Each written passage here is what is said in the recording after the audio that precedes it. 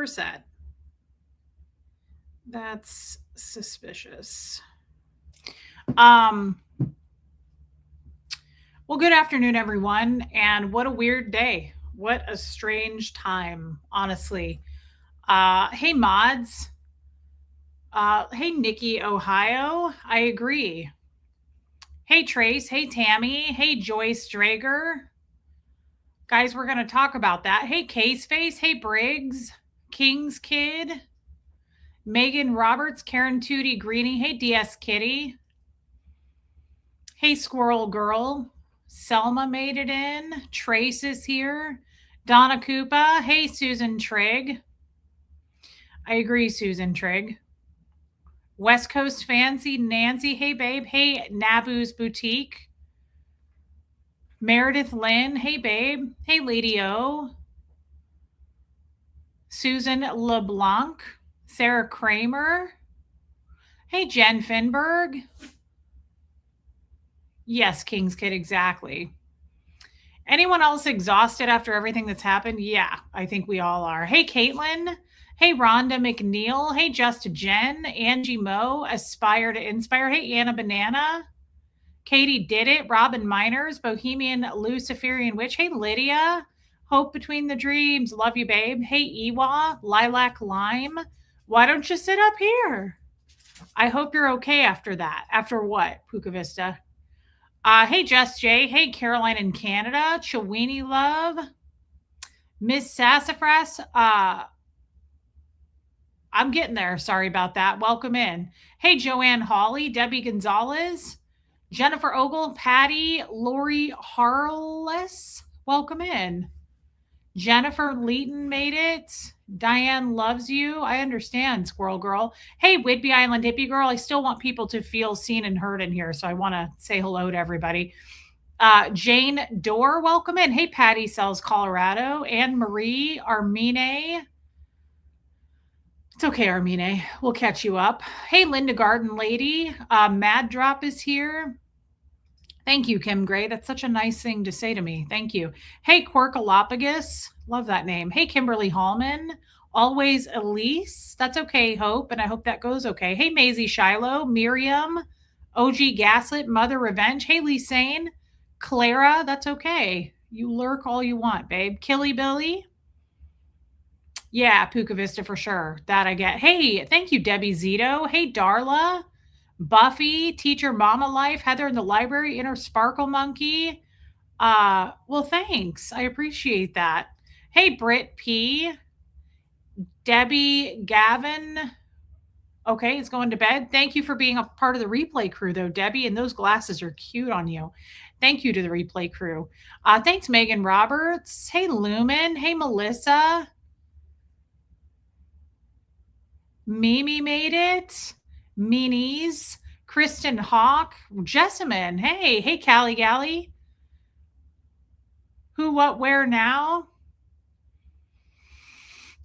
Interesting. Something just flew into my eyeball. That happened to me when I got out of the shower today and I was screaming in my bathroom. I couldn't get it out of my eye. Something was in my eye and it felt like a knife on my cornea. It was horrific. Hey, Avocado Professor. Tiffany Murfitt. Noelle. Hey, Dee. Jojo. That's our girl. Okay, just caught up. Hey, Willow Tree. That's okay, Briggs. That's okay. Hey, Georgia Burke. I hope you had a nice birthday, babe. You looked so cute. Hey, Tennessee girl. Hey, Abigail. Tomorrow is your mom's birthday. That's okay. Happy birthday to your mom, though. That's great. Thank you, Hope. Thank you, Donna Cooper. It's a really, really, really bad hair day for me. I cleaned out my car today and I sweated. Hey, Teddy Bear Scott. I sweated so bad. Is that a word? I sweat so bad? I think I just made up the word sweated, but you just have to keep going forward is really what happens when a situation like that occurs. Okay, please don't do this to me. I'm like gun shy now because I really scratched my cornea today. I really should have just put contacts in after that. Anyway, I cleaned out my car and I was sweating so bad and I thought I should wash my hair and then I didn't. And when that happens, you're going to put a hat on. You better believe it.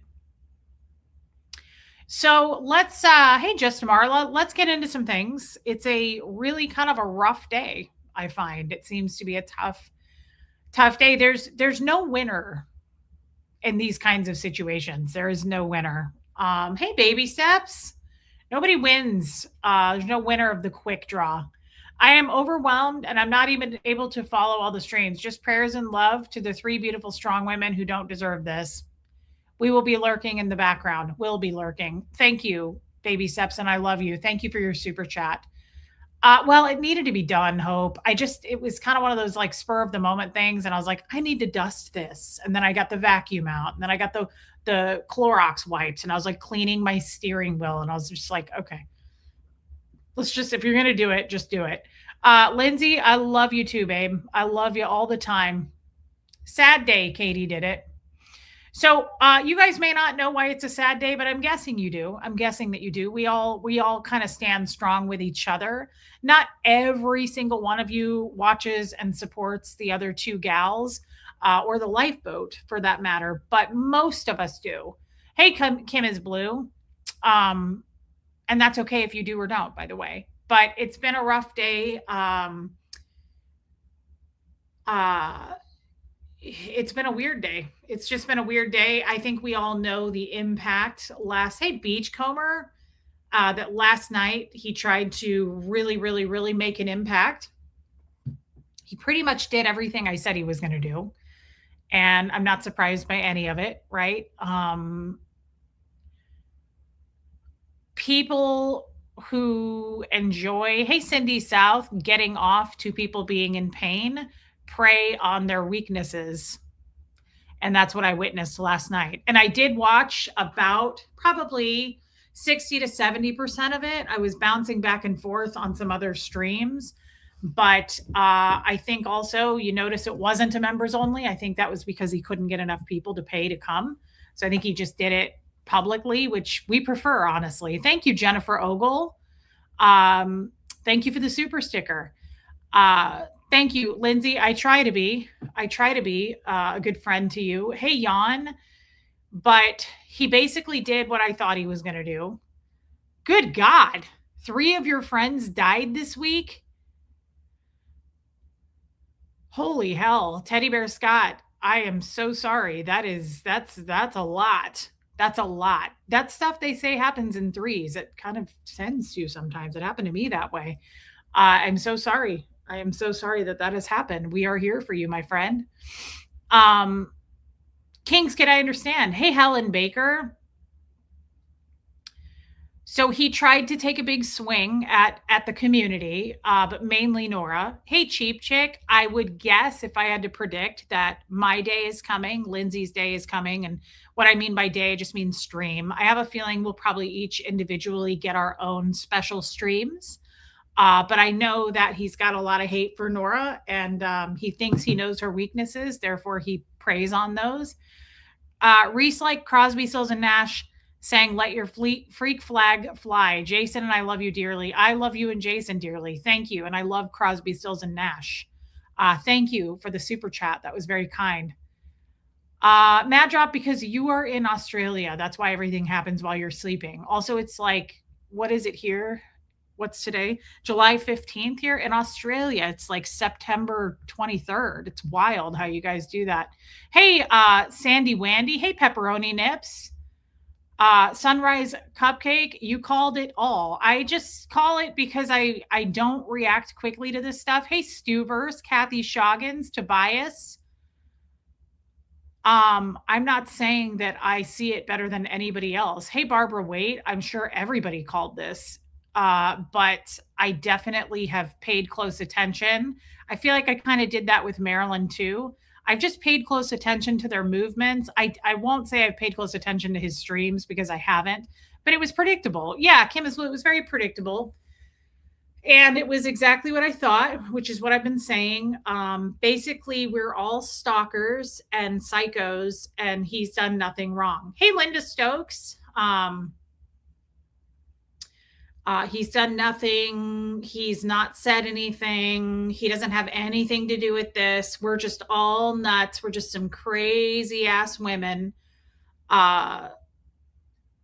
Yeah, he got very passionate.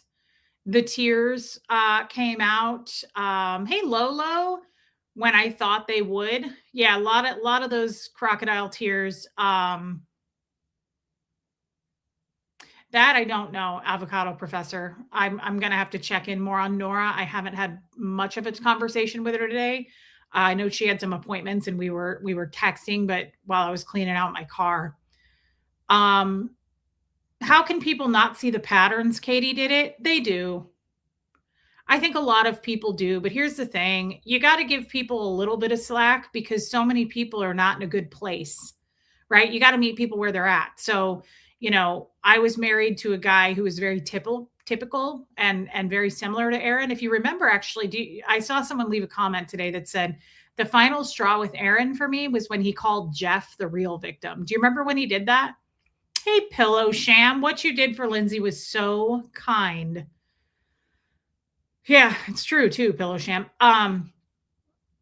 Do you remember when he called my ex-husband the real victim and I was the abuser in that relationship? That was very telling. That was extremely telling that he did that. After everything, after all the things with Jeff, he called him a victim. That was pretty gross. And I think a lot of, again, I don't think you're going to get a lot of women on your side in this kind of a scenario, but like you said, how do people still not see the patterns? Because some people are in those kinds of situations, so they feel it's like the devil. Aaron is the devil they know. Hey, Sandy Kovacs, they're more comfortable in that chaos, right? They're more comfortable uh being on his side. They think that's the better side because that's the devil they know. I don't know. That's how I feel. Hey, Ghana Fawcett, that's how I kind of feel. Like when I think back, like, why didn't I do something? Why didn't I? Hey, Helen Funk, why didn't I? Like, why didn't I leave sooner? Why didn't I? Like, because it was the devil I knew. It's the same with Scientology. That's how I look at those people, and those people really don't matter to me. Yeah, Jeff was the good guy. That was absolutely wild. Aaron has stepped into so many shit piles and pretended like that didn't happen. I think we're just almost desensitized to it. Um, I think I missed a hello. Wine a little bit more. Hey, wine. Uh, but the gist to me, what I took away from that, I love watching you and Nora. Thank you for introducing me to Lindsay. I love that, Cheryl. Thank you. Thanks for sticking with me. Hey, Panda. Love Panda. I think hey Margie Barr, hey Alicia Johnson, the gist that I took away from last night was exactly what I said he was going to do. Um, Basically call everyone out, and he did. He kept the focus on Nora, but he very much was like, "Oh, and I'm going to call out the rest of these stalkers. We're now stalkers, right? Like he's labeled us all stalkers because we're just obsessed with him. Again, just this entirely long list of people. Hey, Amy Edge, right? Or just somehow we've just been labeled now and written off as crazy stalker obsessed women. Sure, sure. I have a feeling that's probably really going to stick. That's not the case. Laura FM is the last person I would call a stalker.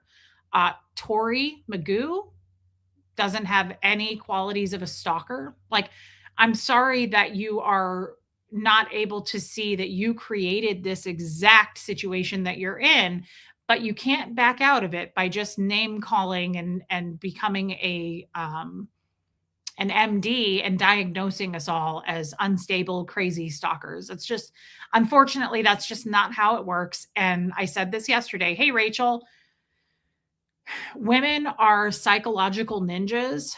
Like, we're super, super smart and we know better and we see through the bullshit.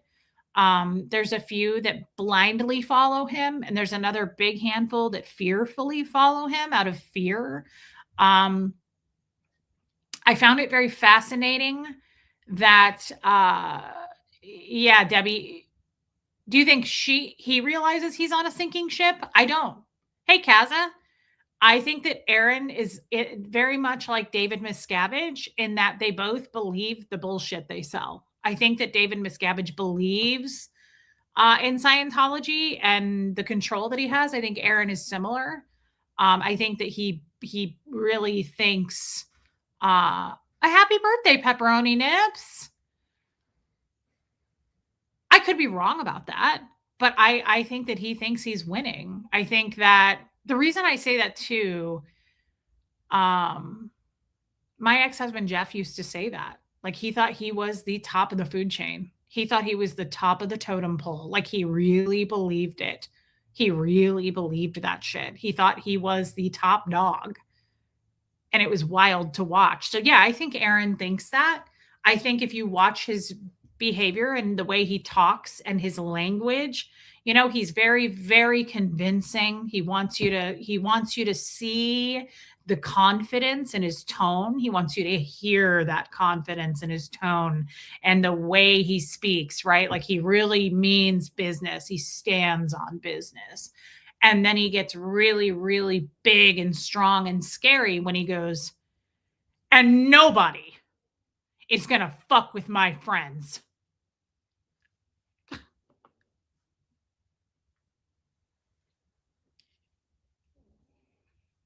Nobody is going to fuck with my community, right? He wants to make himself big. He wants to make himself strong and fearful.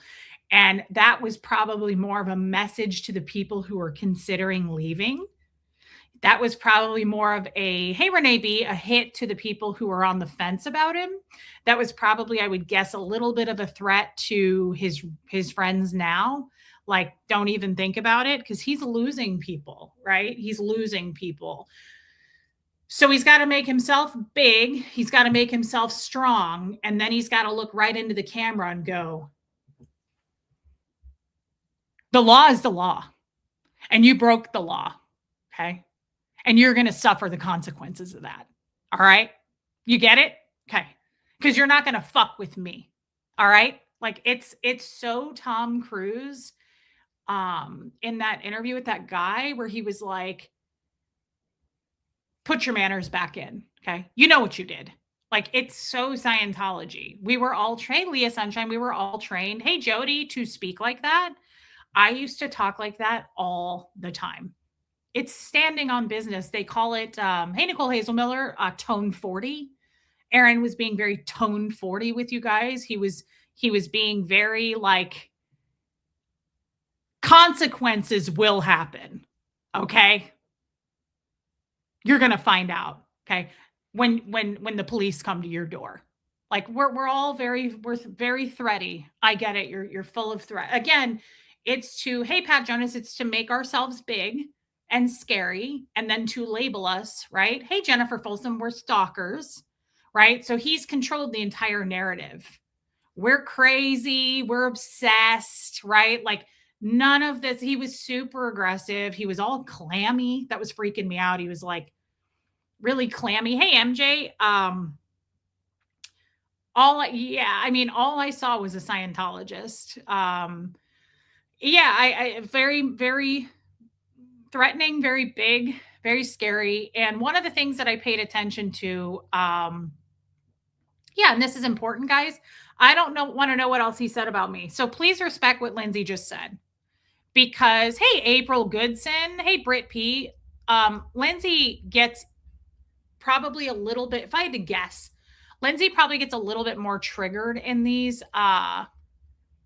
If you're, well, sure. If we're not a stop, oh my God, look at you. Look at you asking for the manager, Mimi. Look at this lady with her manager cut. I can see it from here. I want your manager and a supervisor right now. If you're not a stalker, and why are you talking about him nonstop? As he said, you and Nora just can't stop. So Mimi, don't block this person, please, mods. And please, hey, Copper Tropicals, please, guys, respect what Lindsay just said. She's in a vulnerable spot. Hey, Mimi, she's in a vulnerable spot, right? And I can see how this would be difficult. She was with this person for years. It doesn't matter what he said about her, and it's not helpful to repeat what he said about her. Okay, so please don't. Mimi, the manager. So why are we talking about him? Do you know what a stalker is, Mimi? You do look like Susie Oberhor's sister. Do you know what a stalker is? I would not even come close to classifying this as stalking me meal, me need a supervisor. I would classify this as this person has been highly manipulative, highly abusive, and you are also coming in here, and I wouldn't be surprised if this was Aaron. You are also coming in here with taking on the colors of exactly what he was saying. It's called trying to spin the narrative. And so basically, you're putting exactly his words back on us, going, if you're not a stalker, why are you talking about him? Because this person has been incredibly hateful and caused a ton of harm to a lot of people in this community, right? And he's taken that harm and made himself the victim and said, we're all nuts. That's why. And if you're not a stalker, why are you in here? Because all these people are stalkers. So,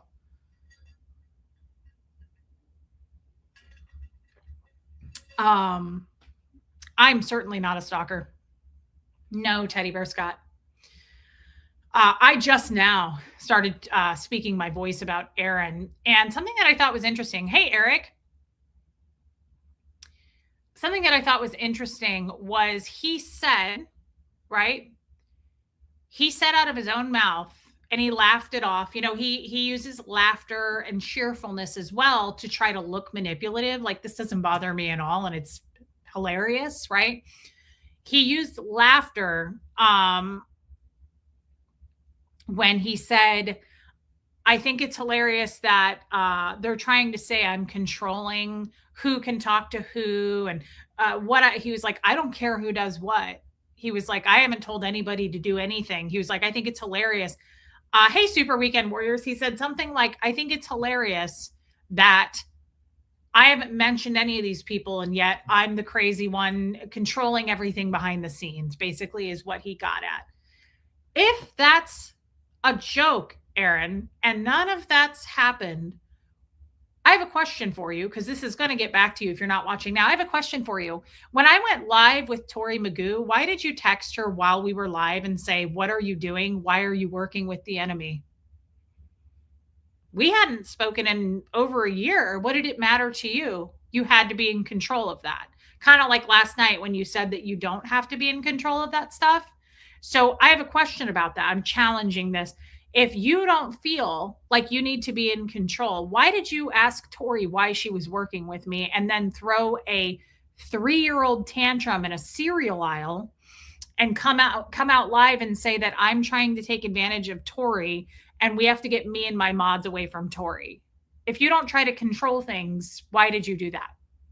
If you don't try to control things, why did you reach out to Marilyn Honig and ask her to handle Kelly? Because Kelly didn't agree with your, again, 3-year-old tantrum behavior and her documentary that she put out saying, are you going to go join Nora's dead father in hell?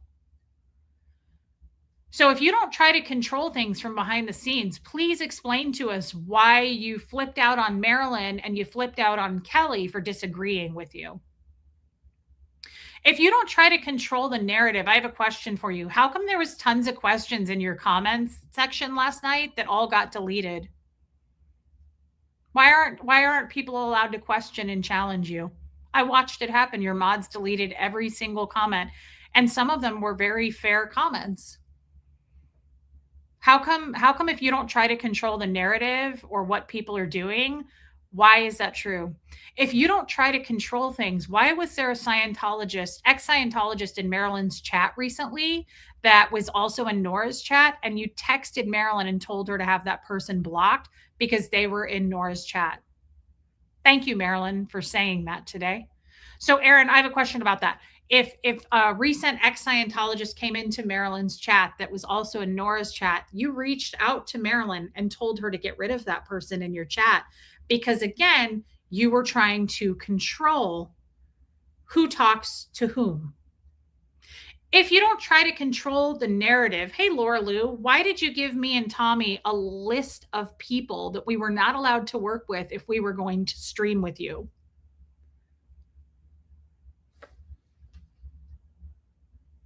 If you don't control the narrative and tell people what to do behind the scenes, why did Jenna Miscavige reach out and quote send an awful text, according to Tori, that she was disconnecting from her because of what Tori said about her you going to jail, Aaron?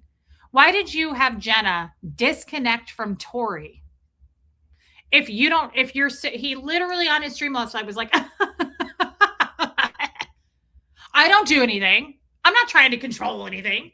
This is fucking crazy. These bitches be crazy, right? These stalkers are nuts.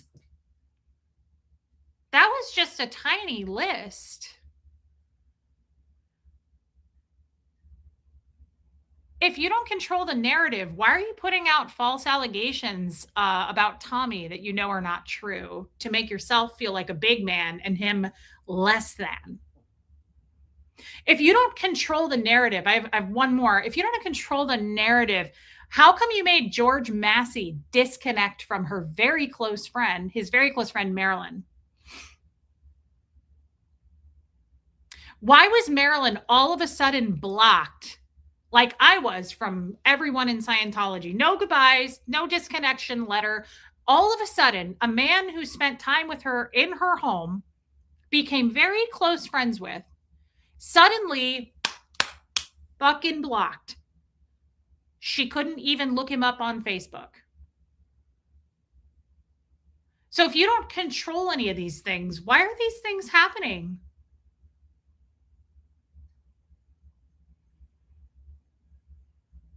Are they just magic? How is this stuff happening?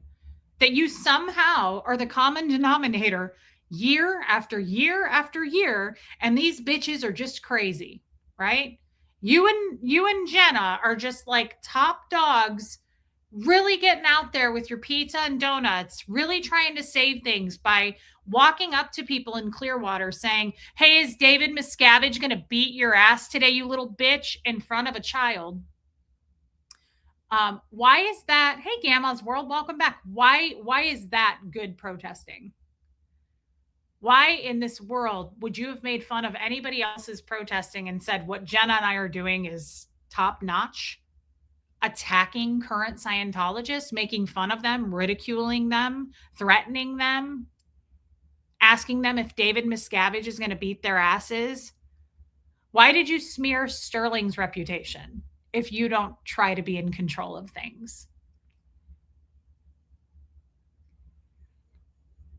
Why'd you cut Kelly Copter loose? Because she didn't agree with you on what you said about Nora's father if you don't try to control what's going on. Why did you text Tori Magoo and ask why she's working with the enemy whilst live with me? If you don't give a shit, if you're so hands off, and your hands are just sanitized and clean and you've got nothing to do with this, can I get answers to all the things I just questioned? And that's just a small amount. Can we get answers to that? I forgot. No, because speaking of scrubbed and sanitized, your chat is sterile, scrubbed, and sanitized. Nobody is allowed to even ask you about it. Do you think that your mods just do that because they feel like doing that? They're doing that because you have directed them to do that. 0 questions will be allowed in your chat.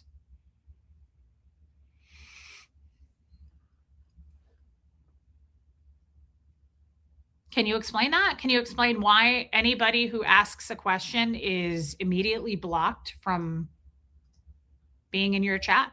Because I watched it in real time last night. I watched people ask many questions that were respectful, real questions, and they were poof, gone.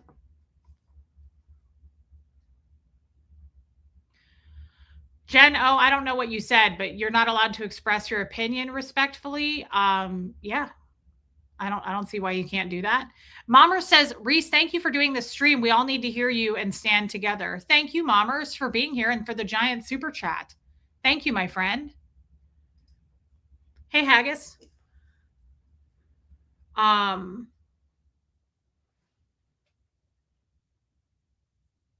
I'm just curious. I'm just curious why you were so concerned with me working with Tori and potentially getting to know Mark Bunker, because that was your big fear there. I'm concerned why you had to smear Sterling and throw him into the trash and make him look horrible. Um, I would like answers to some of these things, right? And I want to comment. Marilyn did a stream today. We're going to talk about Nora as well. But Marilyn did a stream today, and I don't know if you guys watched it. I watched again, probably a little over half of it. And it was the most real I had ever seen Marilyn. It was the most where I saw her standing on her own business. She was being herself. You could tell she wasn't controlled at all by anybody. It was the first time I ever saw her just speak her mind without an agenda. And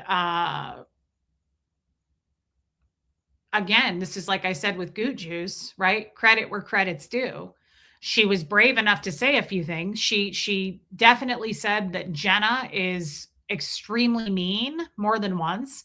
She said Jenna is a very much a mean girl. She's very aggressive. She's very controlling. I think it makes total sense why the two of those are a couple. But she said a couple of things about how Jenna made fun of her, how he had to like hide to call Marilyn because Jenna was just so controlling about it. I mean, these two really deserve each other. I just want to say though, I appreciate what Marilyn said. I thought it was fair, right? I thought it was, there was a couple of things that I disagreed with, of course, right? But that's not even anything I'm going to comment on because it's not, I don't want to, yeah, she's stepping out of a cult. Marilyn is literally deprogramming right now from a cult that she was in. And I think she's starting to see why did Marilyn have to say today to any ASL supporters comments, I hope you don't get blocked for this? Great point. Can you answer that, Aaron? Can you answer why Marilyn Honig is already blocked over in your stream? She hasn't even done anything. What are you afraid of? What are you afraid of that you don't want people coming into your stream? Why have you instructed your mods to block people for asking questions? Why is everyone dead to you? And yet somehow, some magical way, your hands are clean, you have nothing to do with this, and we are all stalkers. That's the narrative you're going to go with? Because that's the narrative I predicted.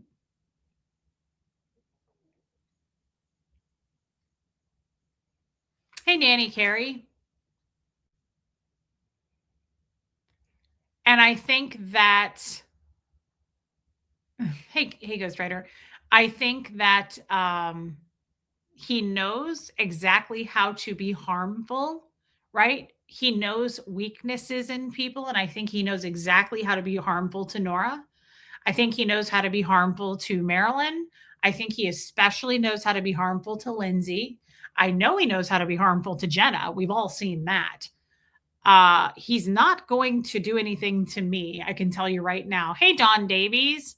So therefore, I think it's great that I've already told Lindsay if she needs to take a step back, take a step back. Nora did a beautiful thing today. It was incredibly sad. It was incredibly sad. In case you didn't see it, I didn't get the whole thing, but I got the most of it. And Nora is taking a step back for her mental health. Hey, Mrs. Ed, welcome back. Hey, Ms. Otter. It was very sad. It was very, I mean, I don't know. Thank you, Linda. I don't know why anybody would call out Nora like she's some evil person. She is incredibly real, incredibly vulnerable. She puts it all out there, all the wear and tear, all the scars, all of her insecurities, all of her weaknesses. She puts it all out there. That's one of the reasons I love Nora so much. That's one of the things I love so much about this channel. Like, we're not afraid to put it out there, and he will pounce on it every time, right? Hey, Irish Mart. But Nora did a very courageous thing today. And Nora did something that uh, was, in my opinion, exactly the correct thing to do. When I give my therapist any kind of a problem, he won't even go through the problem with me. He first says, I'll go, this is really, really upsetting me, or this, and this, and I'm overwhelmed. And he will go, okay, what are you doing for self care? Because that has trained me over the years, right? That self care is number one, because you really can't, uh, it really is a real true statement that you put on your own oxygen mask before you help others. Nora will be of no service to anyone if she knows this about herself. This is how I love how calculated she is. I love how maternal she is. I love how she self reflects. Nora did exactly what Nora should have done today. Now, was it hard to watch? Hey, Stacy, very. It was painful, and we all love and support Nora, and so it was painful to see. But make no mistake, that woman didn't lose the battle. She's doing exactly the right thing she's supposed to be doing. She's an animal that recognizes, I'm going to retreat, take care of my wounds, and I'll be back 10 times stronger. She's doing exactly what she should be doing. Hey, Axel Rose, she will be back. Guys, she will be back stronger and better than ever. But the thing is, this does take a toll, and he knows it.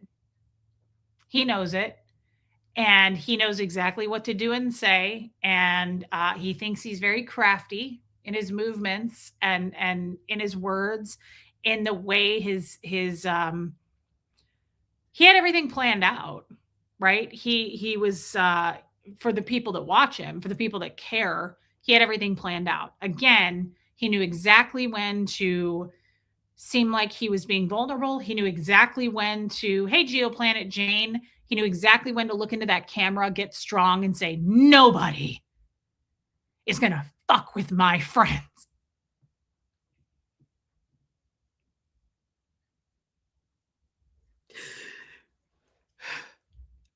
He knew exactly what to do there. I mean, I didn't buy it. They bought it. And the problem is, we've seen this movie 1,000 times. And that was no different than every creepy fucking Tom Cruise interview any of us have ever seen.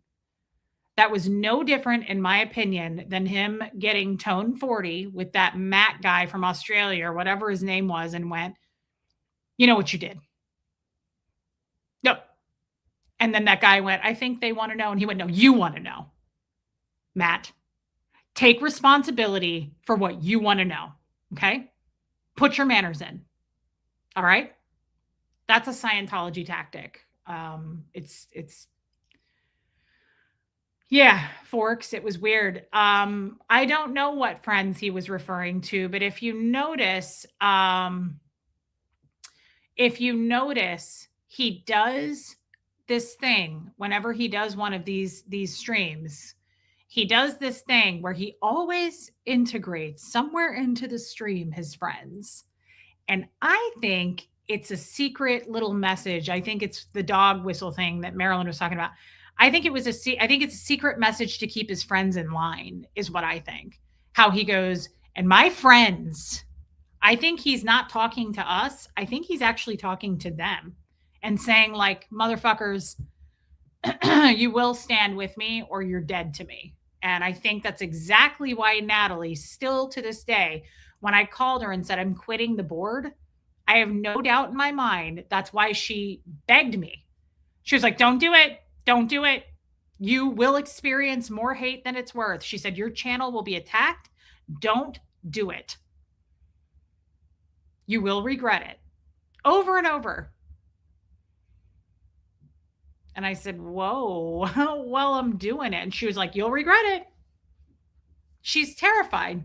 He's got his friends scared. And I was one of them. I get it. I understand. I get the message. But the thing is, you know, this is why Aaron to me is not big and scary, because when he does that, right, and goes, nobody, right? I can do it too. We've had the same training. So you're this is just me fighting fire with fire. Like I'm totally unafraid. This doesn't make me nervous at all. And he doesn't have anything on me. So I'm guessing when he comes for me, like I told you yesterday, he's going to have to make shit up. I'm sure there will be like fabricated fucking text messages or whatever he's going to come up with just magically out of the blue, right? After all these years. Hey, Copper.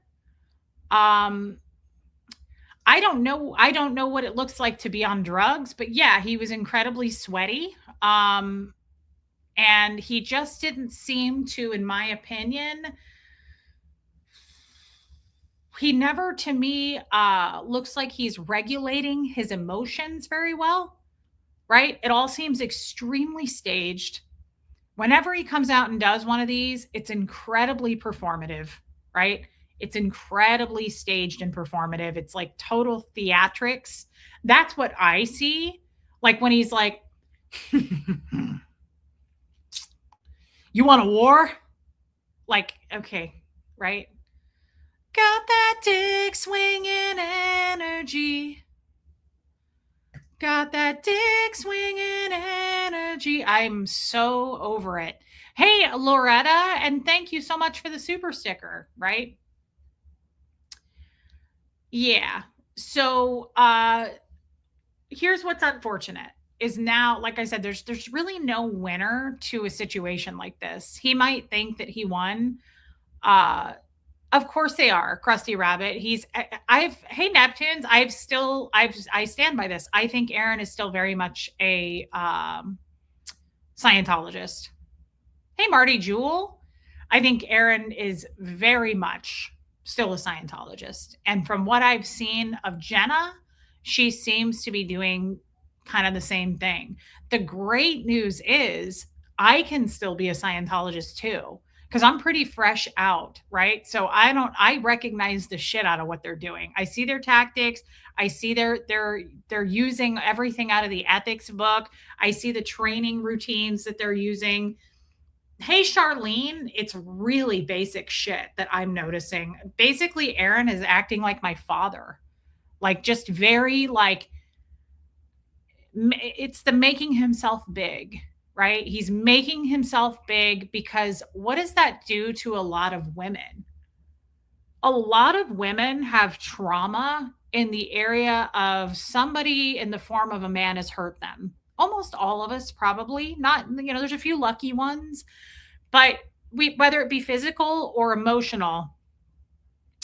Tommy, I think he's doing better, whether it be physical or emotional. Almost all of us as women have experienced something scary with a man. And I think he uses that to his advantage, just like he used the is Nora going to join her dead father? He goes for the weaknesses. And I think that he preys on, yes, Raymond, he likes to make himself a bully toward women because I think it triggers the shit out of most of us. And we go, oh my God, right? So the bigger he makes himself and goes, nobody, and I mean nobody, right? I think it's like, yikes. Oh no. Like, I think it freaks some women out. I think they get very triggered. Understandably, I don't. And I'm glad, hey, Kat, that Nora is taking this break. Nora, again, guys, Nora is, I've never really had real friends up till recently, like valued friendships, wanted friendships, nurtured my friendships, like watered my friendships like a plant, right? Like I want to have certain people in my life.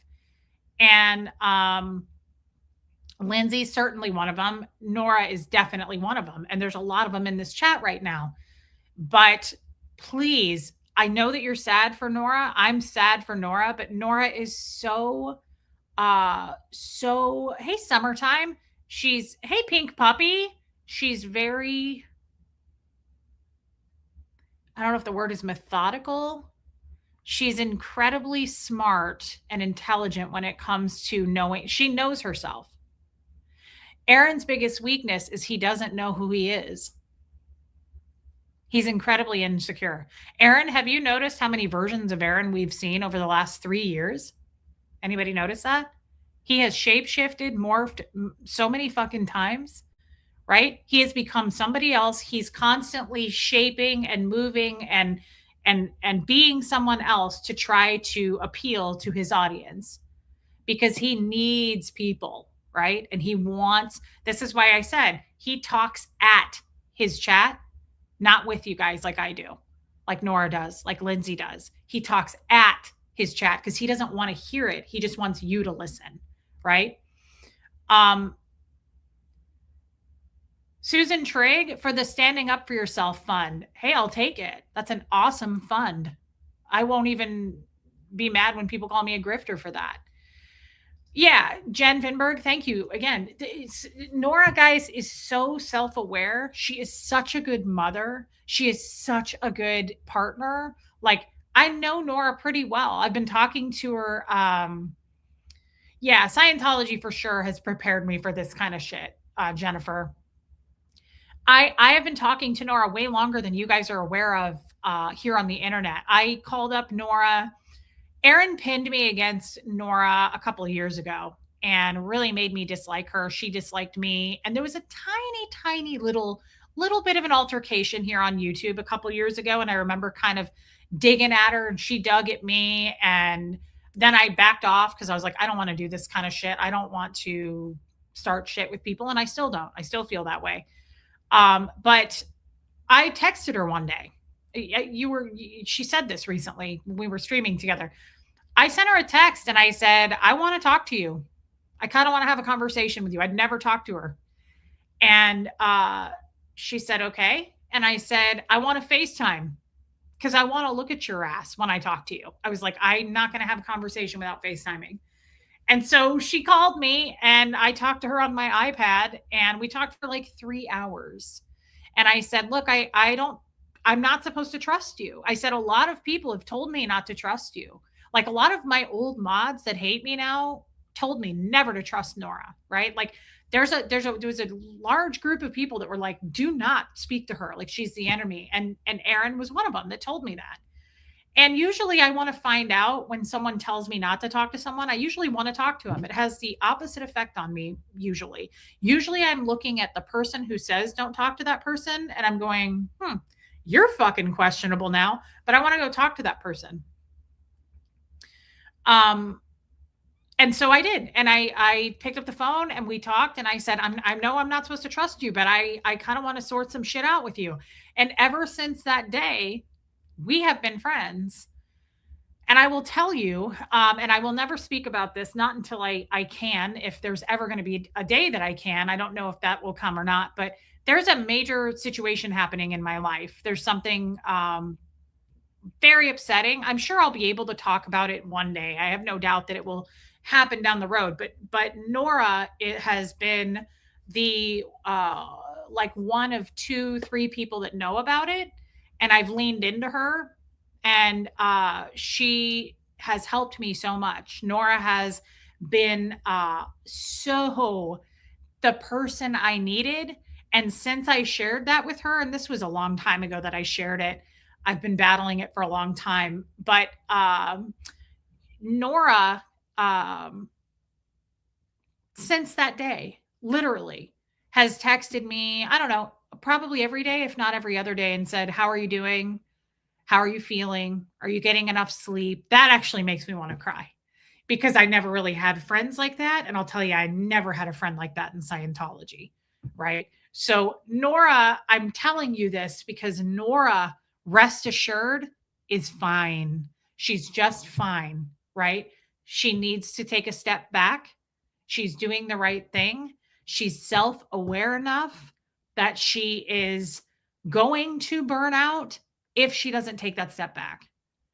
But she will be back bigger and stronger and in the game. And I love that about her. And I want her to do whatever kind of content that she chooses to do going forward. I will always support her. I will always love Nora for what she has done to help me. She is an incredible human being.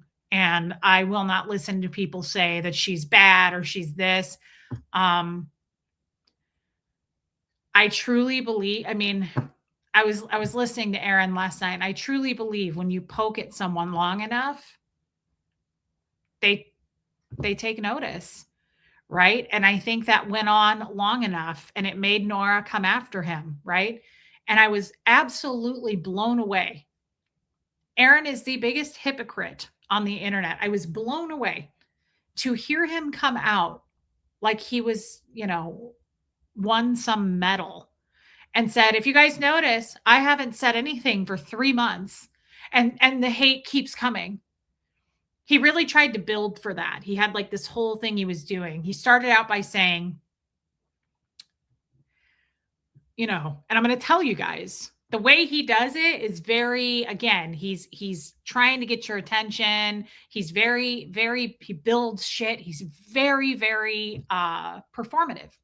And I was watching him put on this performance, and he said, I haven't said anything in 3 months, guys.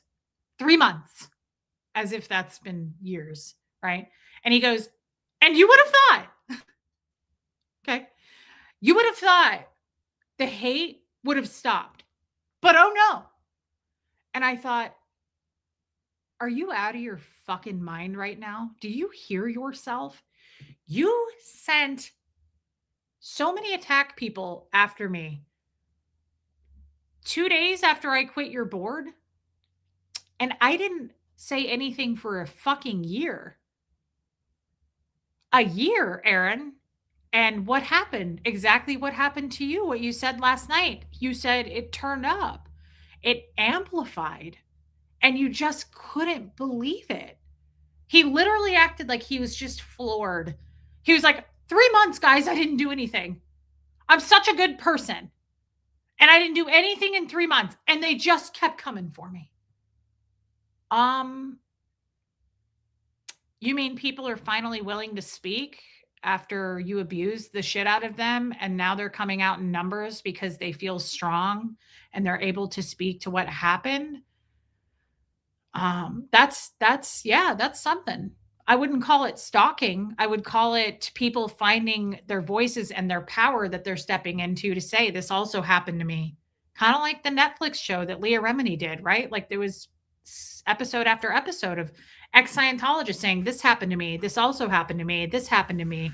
Yeah, that's kind of weird. You know who the common denominator is? Scientology. So it's almost kind of similar to that Netflix show or whatever, the Aftermath show, right? All those people were abused. They were all victims of Scientology.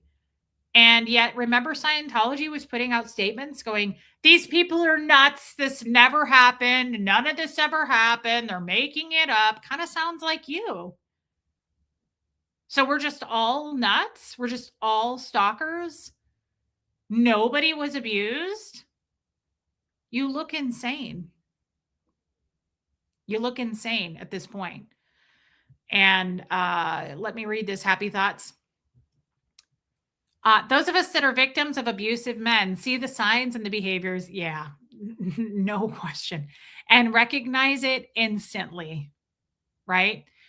You're smashing it, Reese. Feel like a proud sister. I love you, Happy Thoughts. And thank you. Thank you for saying that. But this is what I was trying to say. There's tons of women, sadly, who have been abused by men, a man, somebody in the form of a male. And we recognize this shit. We see it so clearly. And thank you for your big super chat, babe. For this man to come out and literally try to gaslight an entire community of people who you have trashed. Jenna's one of them. She's just back on his side again, and I'm guessing under the umbrella of fear. no doubts. I got no doubts that at some point that's going to come to an end and Jenna's going to come out again, right? This will bubble over because they're not healed. They haven't done anything to work on anything. I saw a clip where he said that he was going to come out with the clip where he said, get your membership because we're about to blow shit up. I saw that. Jenna looked incredibly uncomfortable. Watch body language. It's fascinating to watch people. And he's manic as shit in this clip. And he's got his arm around her. And she's just like, and he's like, we are going to blow some shit up. Like he looks manic and terrifying. And she looks like fucking blink twice, Jenna, if you need us to come get you. She looks incredibly uncomfortable. I think it's only a matter of time. Unfortunately, a dog that bites is a dog that bites. And this person has not gotten better. They've gotten worse, right? So I have no doubt that he is not. Thank you so much, nurse in Australia. Thank you for your support. Aaron hasn't done anything to work on himself. He hasn't done anything to work on himself. And you're not going to gaslight an entire community of people into truly on. I mean, I knew I called it, but I'm kind of surprised that I was right. To honestly step out here and try to say they're just all obsessed with me. That's the shot you took. We're just obsessed with you. That's it. We're just stalkers. That's what you sum this up to. Way too late for that. I'm going to play something that I want you to hear. Liz Tricks, is she in here? She sent this to me this morning, and this applies very much right now for me, Lindsay, and Nora. Okay. This is how I feel. And this is for anybody. This is for Aaron, but this is for anyone who right now is saying, I miss the old Reese. I wish that you would do this. I wish that you wouldn't talk about this shit anymore. You're becoming a troll, right? All of those things. It's not true. And what I'm just doing is I'm unafraid to share the truth of some things that happen. That's really all that's going on. And you're uncomfortable with it. And I'm sorry, but I'm not going to make myself smaller to make you comfortable. I've been doing that my whole life, right? And the other thing is, and I remember this every day because I lose people almost every single day who cared about me at one time and don't anymore. When you do grow and make changes, when you do decide, I'm not going to put up with this shit anymore. I'm going to be more strong. I'm going to step into my power. I'm going to stick up for Lindsay and Nora. I'm not going to hide behind those shadows anymore. You grow. And when you grow, some people get uncomfortable. And when you grow, right, you have to say good. Growth comes with a lot of goodbyes. Unfortunately, there are people who go, you've changed. And I don't like it. Okay. That's going to come with some goodbyes. And I'm totally okay with it. And I'm willing to say goodbye to anyone I need to say goodbye to. Okay. But I really, really like this. I hope there's no music. I want you to hear this. Okay, Liz.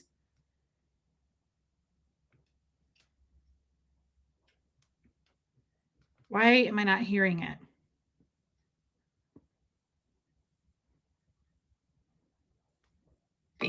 Okay, here we go. Here we go. Listen to this. I'm done watering myself down so that you feel more comfortable around me. I've spent the majority of my life trying to recalibrate my voice, body, style, sense of humor, so I'm more digestible for the people around me.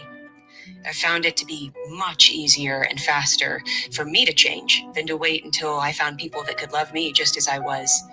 So on my way to becoming softer, smaller, quieter, and more pleasant, I also washed away everything that made me me. I realized I wasn't actually loved any more than I was before because nobody knew me. I barely knew me anymore. When somebody would compliment me, it felt like they were saying, I am so glad you aren't the way you used to be. I would think I used to have an opinion. I used to care about things that were outside of my body and extended further than my mirror. I used to be present in a conversation without worrying if I am giving way too much or not nearly enough. I used to reply to messages because I didn't have to wonder if I was sending too many of them. I used to be loud in public places because I wasn't afraid to take up the space with my body and my voice and my presence. And I'm done. I'm done watering myself down so that you feel more comfortable around me. It's not my life's mission and my life's purpose to be easily loved, and I'm going to stop acting as if it is. I don't want love that isn't meant for me. So if I'm too much for you, go find less.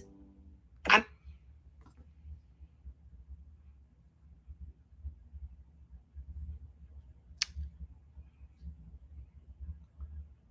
And I'm not trying to be easily loved. I used to be a people pleaser and I used to do what I was told in Scientology.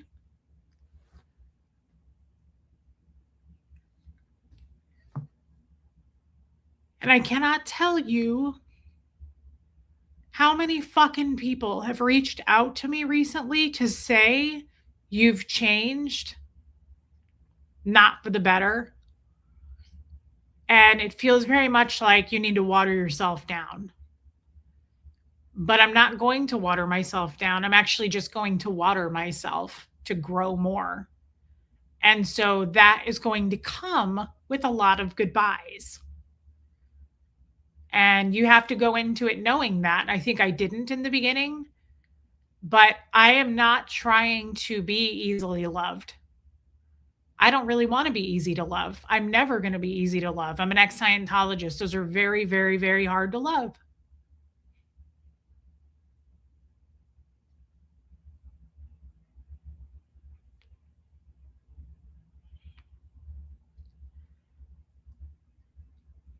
And I think that it's taken its toll on people like Nora, Lindsay, and myself because all we're trying to do is be heard.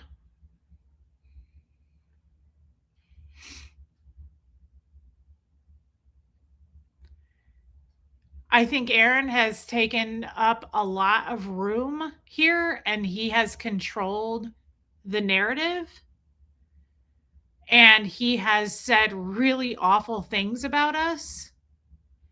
And I think that we just want to have our own space and our own place to say what we want to say, to feel fearless in doing that, to be unafraid and sharing on our own fucking platform.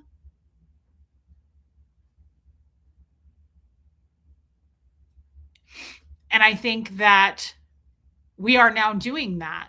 And I've gotten a lot of messages from people saying, like, you're kind of a hater now. It's too bad. Your channel has changed so much. I remember when it was drama free. I am not going to water myself down to what you think I need to be. And respectfully, you can choke. And that's why I truly support these women, especially right now. And I love that Nora is taking care of business, which is herself. She's putting on her own oxygen mask because enough is enough. This isn't worth it. She's just taken a step out of the arena for a minute. I promise you she'll be back. And until then, I will be here. And the day I need to take a step back, I know that she will absolutely support that and she will be there. But enough is enough. We're not asking for much, guys.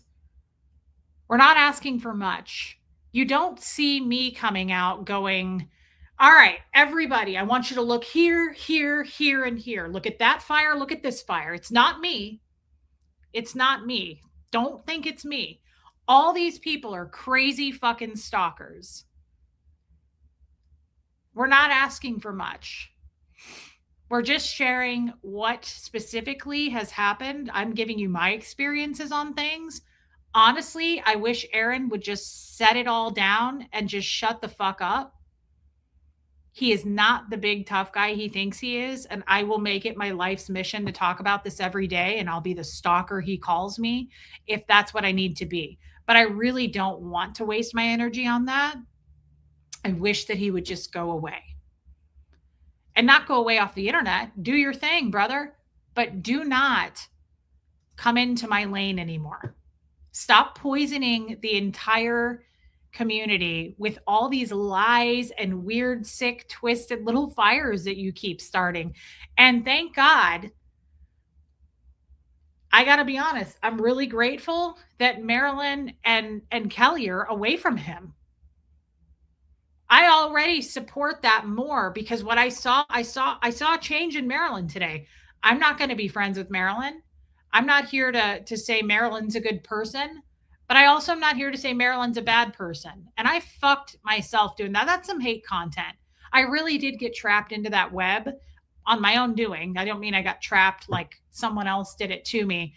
Thank you, Hellsfire. I made a lie. Looking back, right? Of course, zooming out. I so many low blows, so many digs, so much bullshit that I did that really was drama that I wish I hadn't have done. But I'm off her back too. I'm done. I don't. I got no interest in going after Marilyn Honig, and I hope that she's done. And from what I saw today, it looked like she was a tired fucking woman, like we all are right now. I feel like we've all been doing this fighting against each other, right? Thank you, JAMA of 5. I feel like we've all been like lied to fight and fight and fight. And I feel like you've got Aaron that's been just behind the curtain, right? Basically, it's a Scientology term, but like third partying all of us, getting all of us to fight. I'm done fighting Marilyn. I don't want to fight her anymore. I don't want to do this shit anymore. Look at where Nora is at right now. She's fucking tired. She's tired of this. This was not what we set out to do. But I'm also have plenty of energy and I have more than enough bullets in the chamber to keep going if I have to keep going. We're not going to let you get away with gaslighting us, putting out false bullshit, and you're certainly not going to get away with me and Jenna are the only two good guys trying to stop Scientology. Fuck off out of here with that narrative. Nobody buys it, dude. Nobody believes that. We've seen your behavior, right? We've seen how you treat those Scientologists, Mr. Bigwig, head of a foundation, to help them come out to safety. They don't want to go with you. Because when you watch an Aaron Smith Levin stream and watch him scream and badger those people, you're sitting there going, who's the bad guy in this? I don't think it's Scientology. Those people are sitting there trying to do their job, sell books. You know, they're badgered already inside the church, right? They're already bruised and beaten and broken. And they step outside to you with your fucking camera, getting in their faces, going, hey, you little bitch. You gonna get your ass beat today by David Miscavige, you little bitch? Unfucking real. Get out of here. If you think anybody buys that bullshit, you're not trying to help anybody. You're trying to climb over people and outnumber people and make everyone look crazy so you look famous. It ain't working. Find a new tactic because everyone's looking at you going, does that guy work for Scientology? Is he a Scientologist? I was a Scientologist for 38 years and I feel fooled. He's practicing every fucking fair gaming Scientology tactic under the sun. He's also forcing people to disconnect from others. And then he has the fucking nerve to come out and say, Scientology is a family destroying cult. You are destroying all of your friends. You literally tell people to go handle people. You are literally telling people to disconnect. George Massey wasn't allowed to say goodbye to his friend Marilyn. That's what happened to me when you intentionally outed me from Scientology and I lost hundreds of my friends and family. I was also just disconnected from overnight. All ties were cut. So you got a lot of fucking audacity, my friend, to say it's a family destroying cult. You are destroying your friends and family right before our very eyes. We see you. You are practicing all of their tactics. You trash other people's reputations and you do whatever it takes to poison their character. That is what Scientology does. And don't for a second think that you're going to fucking try to spin this and say, I'm out here trying to save people and protest. You're not saving anybody. You're out there trying to get your name out as much as you possibly can. You're out there to get recognized. You are the Johnny Somali of Scientology. Make no fucking mistake. I see that Johnny Somali guy and I see Aaron Smith Levin, and they look exactly the same. They'll do whatever it takes for clicks and views. You will ridicule people in front of their kids. I watched it. I watched you chase that man down with his maybe 6-year-old son going, "Get back here, you little bitch. You got something to say to me?" This is a Mike Tyson situation. One of these days, you're going to say something to the wrong person and you're going to get punched in the mouth because the wrong person, like a Tommy Scoville or a Casper, speak of the devil, you're going to run into someone like that. I don't think I ever said I was sorry about when I first detracted you from Tommy in any videos that I ever contributed on. I'm truly sorry for it, and I want you to know.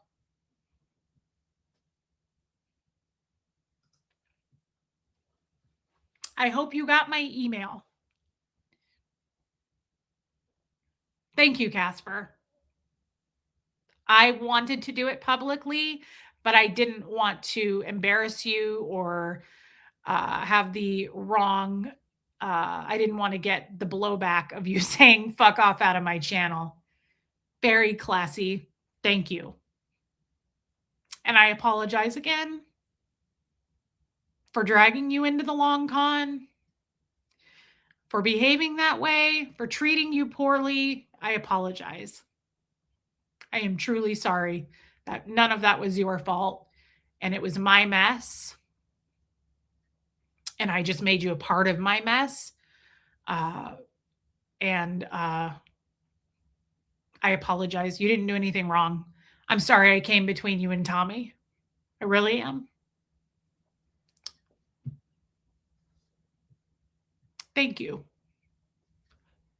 Really meant a lot to me. Thank you for coming in here. Nurse, where did you go? My Australian friend. Thank you for your super sticker. I really appreciate this, guys. The support means a lot. Leah Sunshine, thank you for becoming a member. Shelly, that recording, that was me when I left my ex-husband. I thought it was just me watering myself down so other people would like me.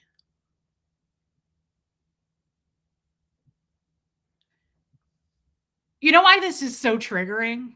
Do you know why this shit is triggering? Do you know why Nora is so triggered? Because people like Aaron are incredibly triggering for sport. They do this for fun. There are men and women out there that are just really wired incorrectly. And I think that's masochism in a way. They really, really enjoy seeing people hurt, whether it be physically or psychologically. And we've watched, Shelly, thank you for sharing that. And thank you for your super chat. We've watched Aaron do this long enough. He has articulated, I love you, Susan P. I hope you had a wonderful birthday. He has articulated and orchestrated all of this shit that we're seeing in real time. And I know right now, a lot of people watching are going, oh, it's always Aaron's fault. It's always back to Aaron. It is.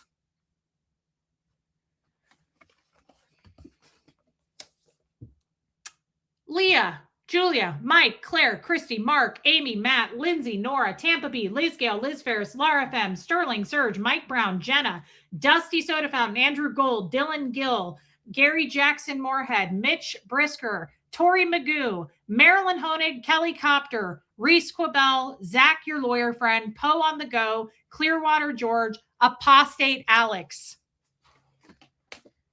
Sorry, but he is the common denominator to all of this pain and suffering that we have witnessed in this community.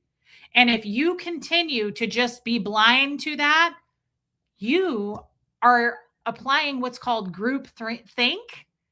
And that is Scientology. That's a cult. And we just want to be heard. We just want to be heard. Serge, I named him. We're just trying to be heard because he has run and trampled all over these people. Did you see Laura FM? I named him. Lindsay, did you see Laura FM? I did add Marilyn to the list. The other night, crying and in tears over this community. He has destroyed this movement. Vanessa, I didn't know if Vanessa and Aaron were friends. Definitely add her to the list. I just didn't know if they were friends. He's destroyed this movement.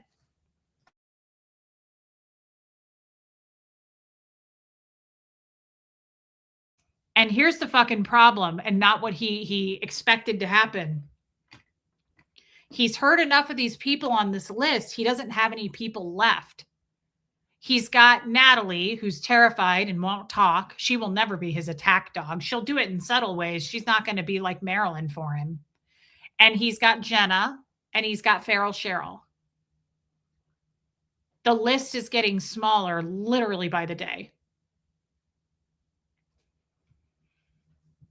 So we're not stalkers.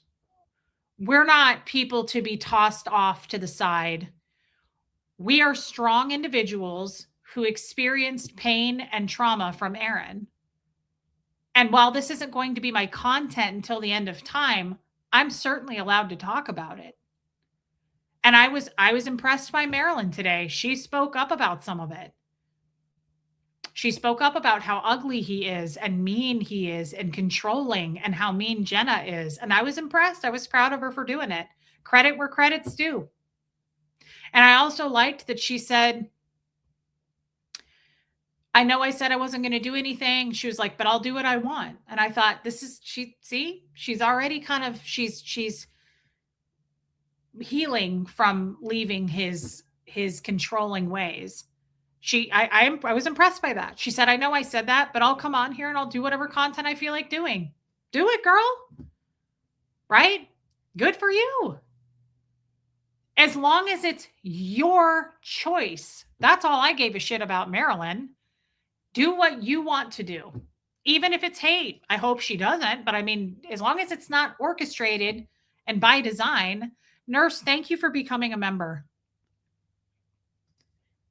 Kathy Shoggins, don't set yourself on fire to keep others warm. And Nora is doing that in real time. Everybody take note. Everybody take note.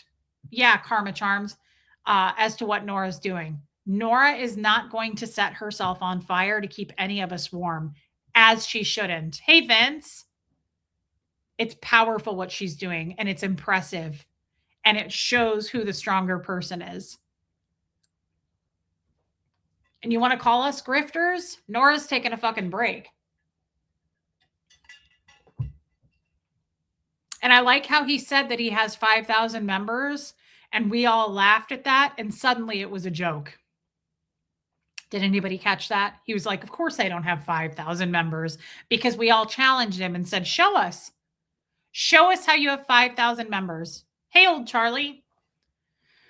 Thank you for being Strong for yourself, Nora, Lindsay, and us. Love you through every part of the journey. Thank you for saying that, Maisie Shiloh, and doing it with a super chat. I appreciate it. I am getting overwhelmed by the people who pretended to be my friend until I wasn't um, keeping them warm anymore. That's how I would. Oh, Dodge. Dodge is on that list. Didn't I put him on that list? Oh my God. How is Dodge not on that list? Poor Dodge. That's a lot of people. That's a lot of stalkers, man. 1, 2, 3, 4, 5, 6, 7, 8, 9, 10, 20, 21, 22, 23, 24, 25, 26, 27, 28, 29, 30, 31. That's 32 stalkers. Wow. What a weird coincidence. Hey, Skeeter, you are very easy to love, actually. You are an incredible woman. Back when you started, through everything high and low, and to this day, I've found you absolutely easy to love. Thank you so much, Debbie. That is such a nice thing to say. Thank you. And yes, thank you for the super chat. And thank God Nora doesn't have to get a tattoo on her face. I really didn't want to have to sing Nickelback. Joanne Hawley,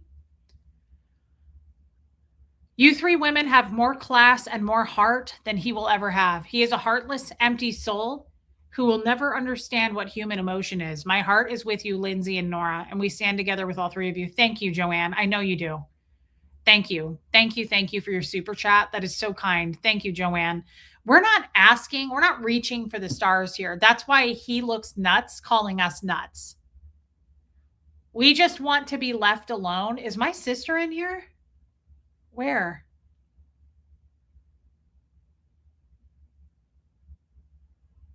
Where? Oh my God.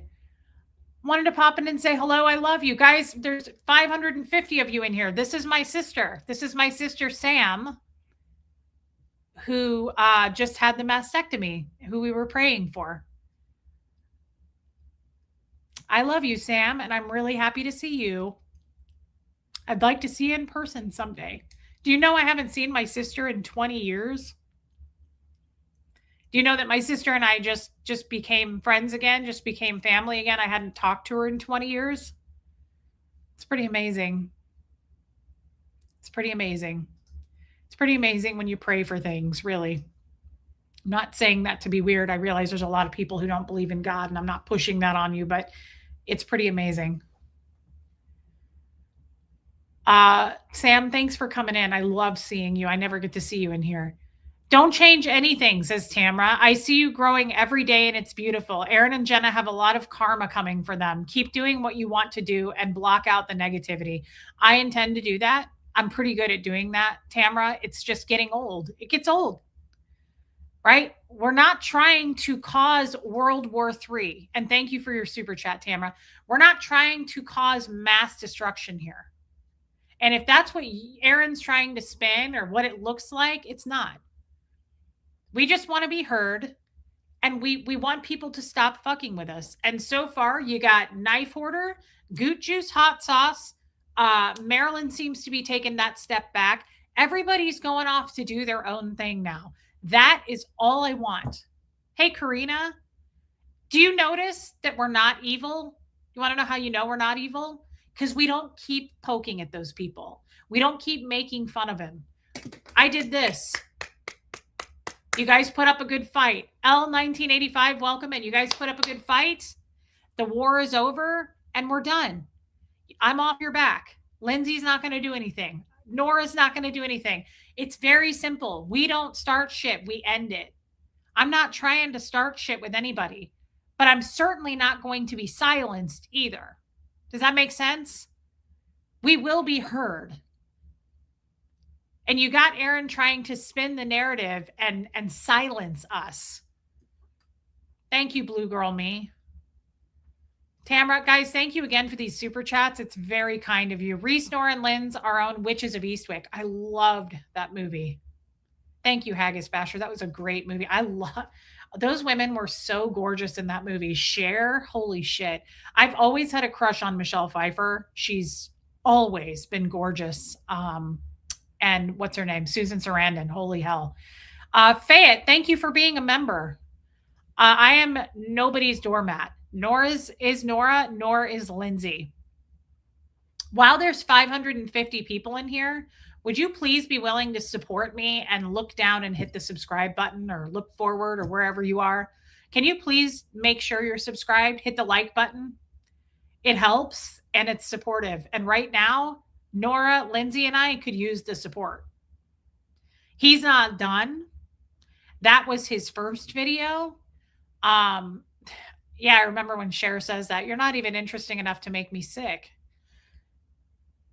I have strong feelings and I could be wrong. And now that I'm saying it out loud, he's probably going to wait. But that was video number one. Nora got her own. Hey, Jamie, I think I'm going to get my own. Aaron is very, very, very. There's one thing Aaron loves to do. Do you know what it is? Punish people. He loves to punish people. And he is not done with any of us. And I love, love, love how he tries to throw the number of 3 months out there as if that is, you realize he's trying to be celebrated to you guys. He's saying, I gave it 3 months. 3 months? You haven't done hate in 3 months? That's nothing. That shows that you're a terrible person right there. Maybe you should keep going and double, triple that number. But oh no, he wants you to know he waited 3 months to make this video. I promise you guys, I've said this before. He's very calculated. It's by design, and the storm is coming. So please hit subscribe now more than ever. I want people to band together and support us and show that support by subscribing. It's free. We're not asking for money. I'm not trying to gather up funds for my jail sentences or my lawyers, right? Please do that. Abigail says, your heavenly Father already knows all your needs. Seek the kingdom of God above all else and live righteously, and he will give you everything you need. That's beautiful. Thank you, Abigail. Thank you. That's New Testament. I didn't know you were still here. Thank you for sticking around. I hope you have a good night, Abigail, and happy birthday to your mom. Mimi, that would be amazing. Oh, yeah. That's one thing we can add to the list to ask Aaron.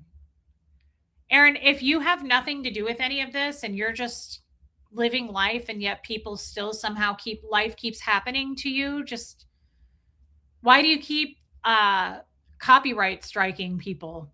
Why do you keep abusing that? Why do you care?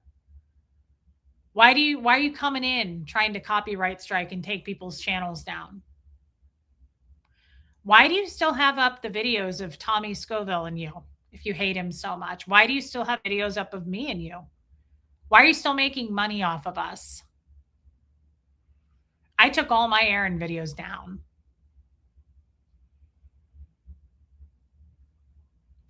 If you don't have anything to do with this crazy narrative, because we're just so crazy, if you have nothing to do with any of this, the biggest one for me right now that I can think of is why?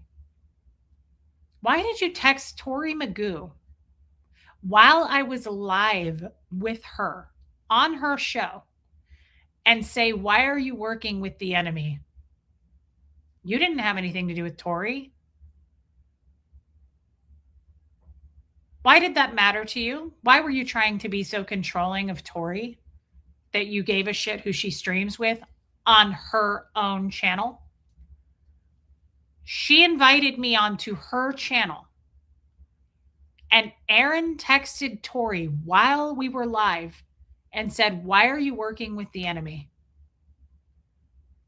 Yeah, thought criminal. Why did it matter to you, Aaron? Because last night you threw up your hands and you laughed. You laughed this off as you gaslit everyone. And you said, I'm not even doing anything. These fucking stalkers, right? They're obsessed with me. I'm not trying to control anything.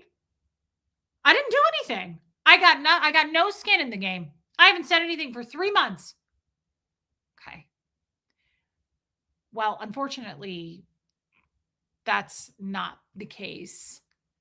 Why did you have Jenna disconnect from Tori for standing up and saying he went to jail? Why was that so alarming to you that you forced Jenna to disconnect from her?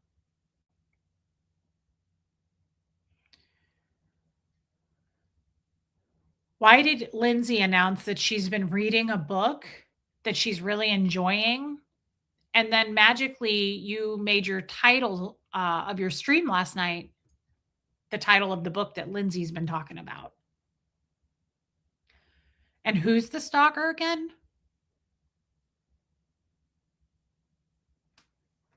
Gulf Coast Shutterbug. I'm a subscriber and making my first chat.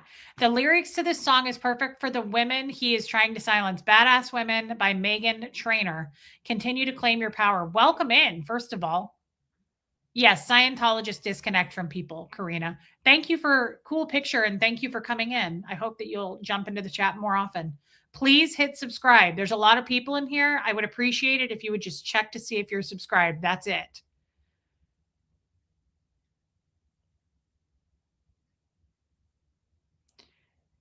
Why did you say last night, Aaron? I have a question too. I'm just challenging a few things because you claim that your hands are clean. So why did you claim last night? You looked into the camera and you said, I have never implied to wish for Nora's death. I have never implied that Nora should be dead or die. You looked into the camera and said that. Thank you, Abigail. Why did you go into Marilyn's chat hiding yourself, trying to not do it on your own channel? Why did you go into her chat and say, is Nora going to be with her dead father in hell? Is Nora going to join her dead father in hell this week?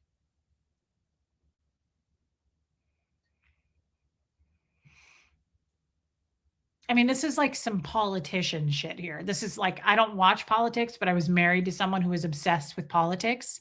And I used to watch when he'd have like something up with Congress and they would ask him a question and they'd go, why did you bop, bop, bop, bop, bop, bop, bop?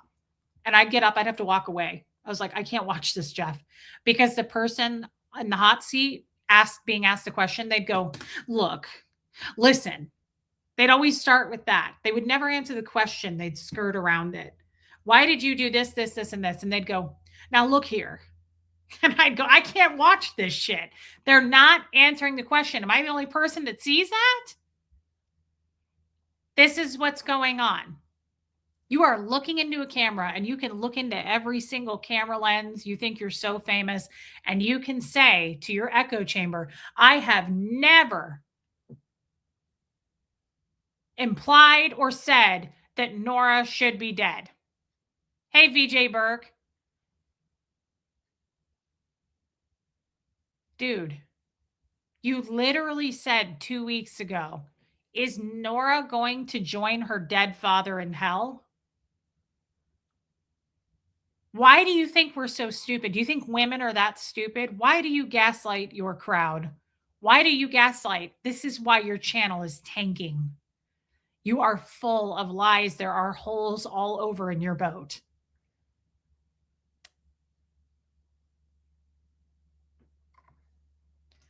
My sister's still in here. They do that to get time to think for an appropriate answer. A couple of extra seconds. That's probably true, Sam. That's probably true. It drove me nuts. They would give the most direct question, and whatever politician it was would go, all right, so look, well, here's what I think. It was like, no, no, no, no. It's like really a yes or no question, but they'd start with going, listen. And I thought, no, it's a yes or no question. Yeah, Armine.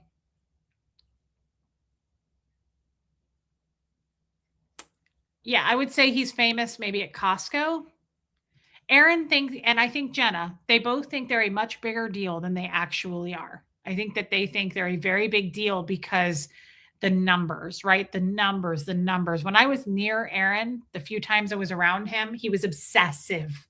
He was like a little squirrel checking his constant analytics, checking those numbers, checking those numbers. It was constant. It was like just repeat. It was just a weird cycle. He was constantly addicted to checking that. You're going to find out that that's not where it's at. That's not what matters. I'm sorry. It is not the quantity. It never was. It's the quality. And you've got a lot of shit quality people around you that you can keep. Hang on to those people because everybody else has woken up. Your lies and your bullshit and your abuse and your attacks have stacked up.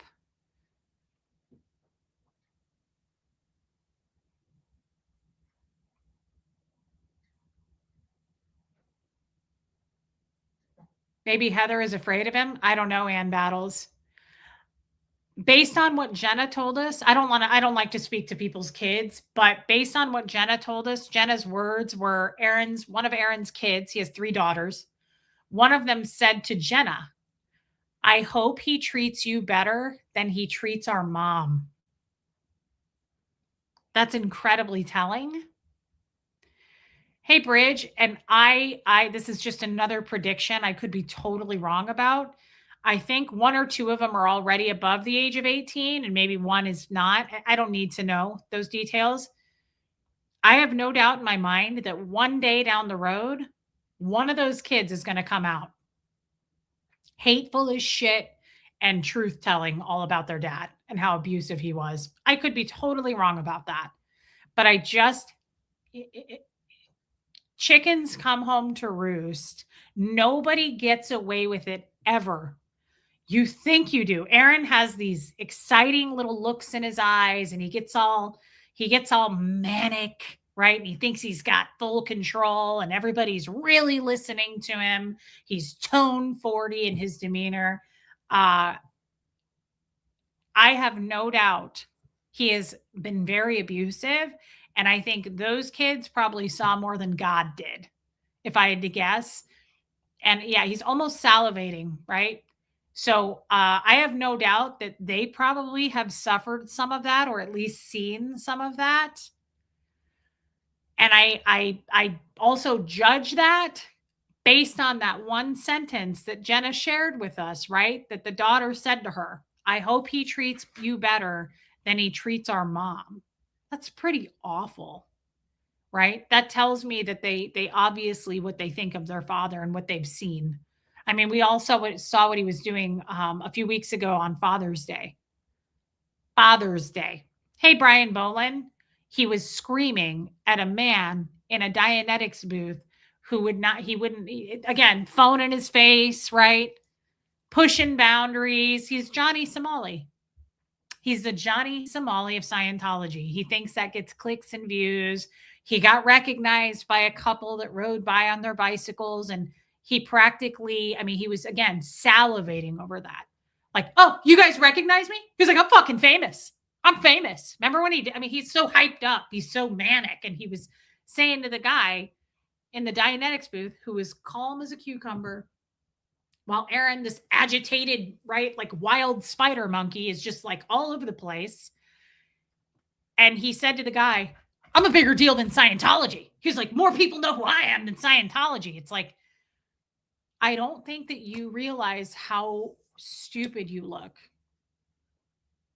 I don't think you realize that, like, you look manic and psychotic and you can't control yourself. And I think at this point, most people see it, and that's why it's showing in the numbers. I don't know, Brian Bolin. Hey, Marissa Martin. That was on Father's Day. That was the show he put on Father's Day. A man who has 3 daughters was at a booth with his friend Erica, agitating a man who was trying to sell books, who was super calm. And again, here's Aaron, right? Like in the guy's face, right?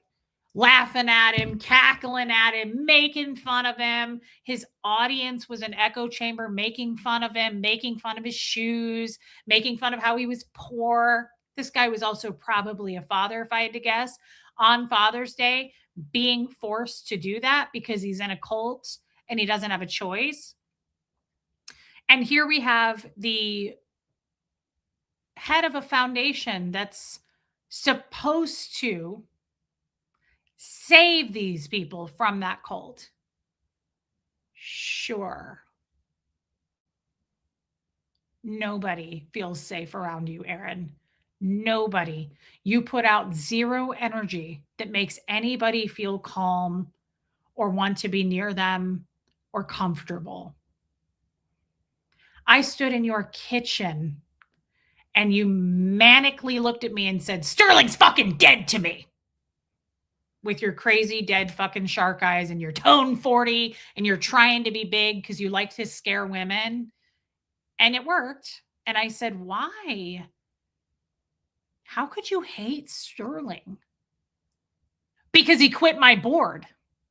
And I went, whoa, okay. And he went, you don't have anything to worry about. You're not quitting my board. Right? That's not safe energy. That's not friends. And I was his friend then. And how do you think he treats his friends now? And how do you think, don't you think it's a little weird that he name drops and does that on every one of these crazy manic streams he does and goes, and my friends? What friends? Nobody feels comfortable. Nobody's comfortable. You don't put anyone at ease. You don't make people want to join you, right? The only people that are staying with you are staying with you because they were grandfathered in and you used to look like a good person and now you've turned into a bad the real Aaron came out, but I think those people who give you grace are the ones going, he'll come back one day. I've seen the real Aaron. It's a bunch of sweet older women that are giving you money going, I've seen his potential. He can get a lot done. He's helped a lot of people in the past. That's what a lot of people do. You know, it's like almost like probably almost like having a child, right? Where like you raise that child and then maybe at 25 or 30 they become abusive or they might go to prison or do something horrible, become a drug addict, right? You're still going to let them take advantage of you, steal from you, whatever it is, because you have a soft spot and you go, he's going to come around, right? He's going to, I think that's the audience he has left, or the people who are still remembering the old Aaron, the good Aaron. This is the real Aaron, unfortunately. And we are all useless. What did he say to Marilyn? Expendable, trash. Love you, Britt P. And he's willing to fair game all of us, which means he's willing to say and do, make up any lies, do anything he possibly has to in order to be destructive and destroy our character. That's why you've seen how magical, right? The smear campaigns in this community. Isn't it interesting that all of a sudden there's videos out of Lindsay when she was using drugs?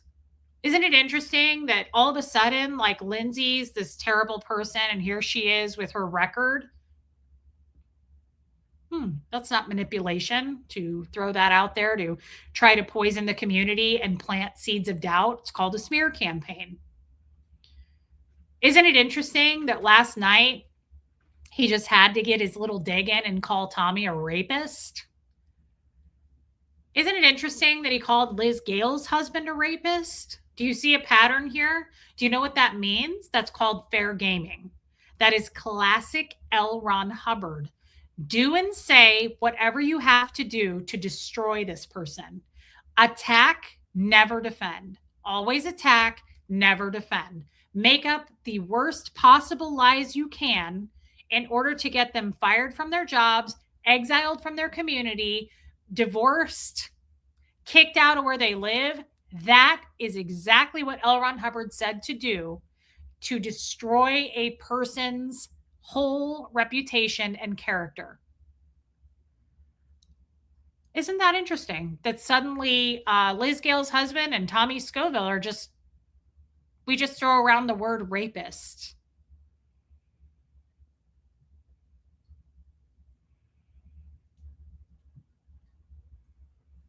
What would happen if someone did that to him? We don't play dirty like that. We are not the stalkers. We are not the insane psycho women that he says we are because we don't have to lie. And that's where we've got him fucking dead to rights. We don't have to lie because the abuse that you put on everyone else is real. What have we done to Aaron? I quit his board. What did I do to Aaron?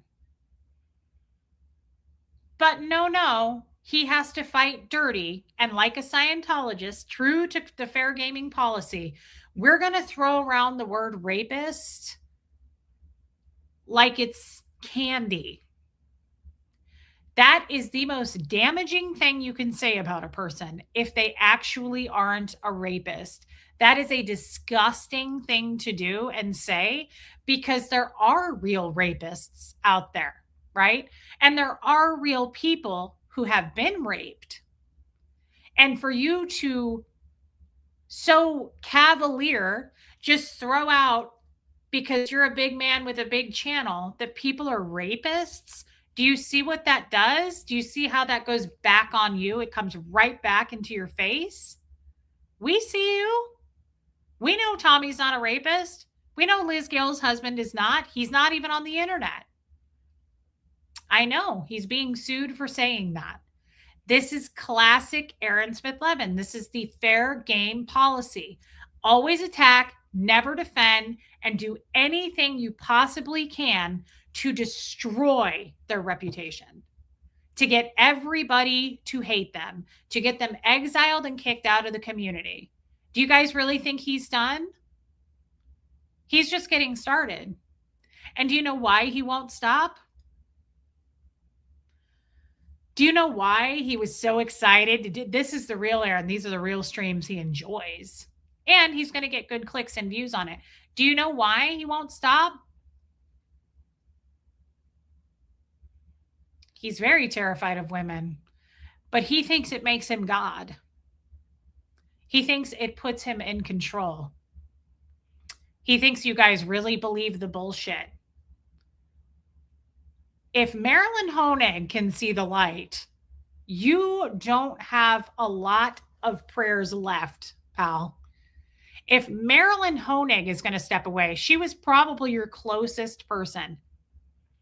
If she's speaking out, you're fucked.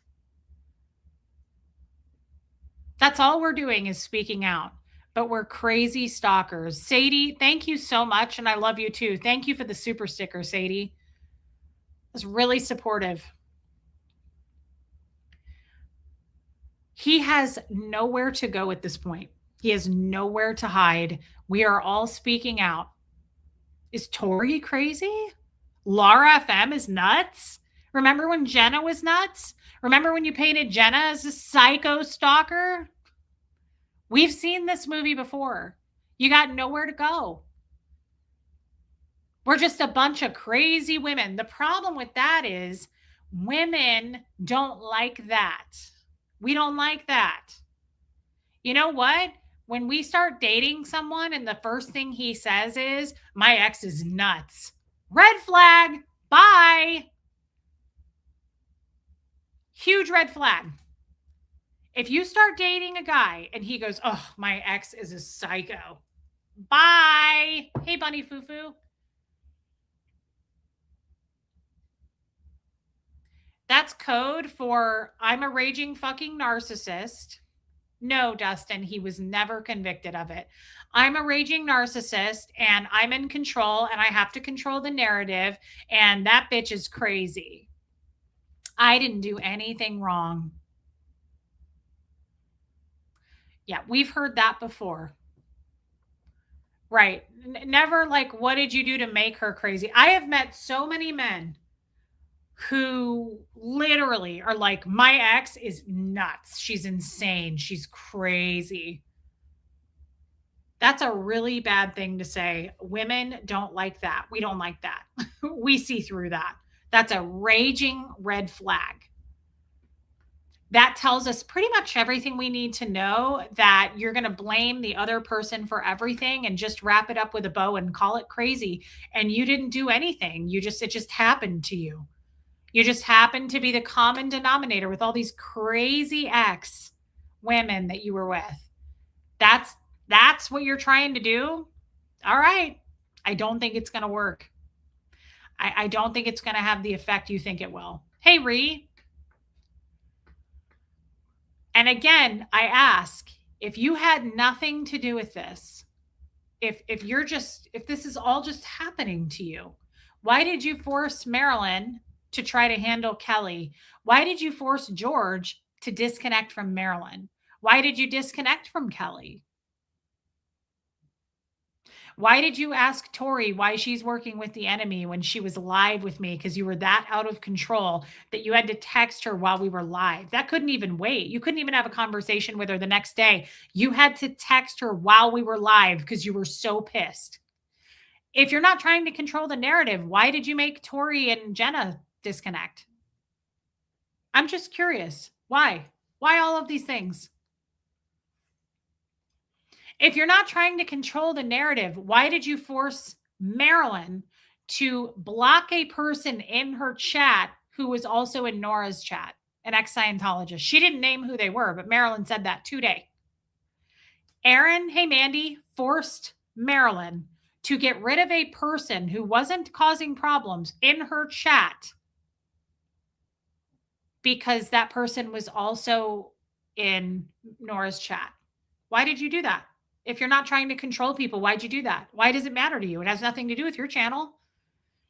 No, Brian Boland, he had Jenna disconnect from Tori because Tori came out and said he's guilty. It was a guilty verdict that day that he went to jail. Tori came out and said that. And that same day, Jenna sent an awful text to Tori and said, I'm disconnecting from you. I'm done with you. Whatever she said. That's according to Tori. I think we see some potential practicing Scientologists here. I may not be able to speak with certainty to a lot of things because I'm really, really uneducated and I don't even use words properly, but I can speak to Scientology and I know it when I see it. I know Scientology better than I know the real world. I know Scientology better than most things. And I can speak to that. I can be a spokesperson for that. These people are practicing Scientologists through and through. So why did you do all that? You threw up your hands last night and said, I'm not doing anything. Look at this. Look all this happening around me. Look at all this shit show storms around me. And I've done nothing. I'm not trying to control people. Well, then why are you making people disconnect from people? Just curious. Because it seems like you're doing the exact opposite of what you're saying. And we've caught you doing that. Yeah. If everyone Aaron treated badly treated him the same way, his head would blow. Treat others as you wish to be treated is his worst nightmare. Love you too, Sassy. And can you imagine if people came out calling him that? What he called Tommy last night? He would do a stream and go, oh, it's a war. I'm suing. Uh-huh.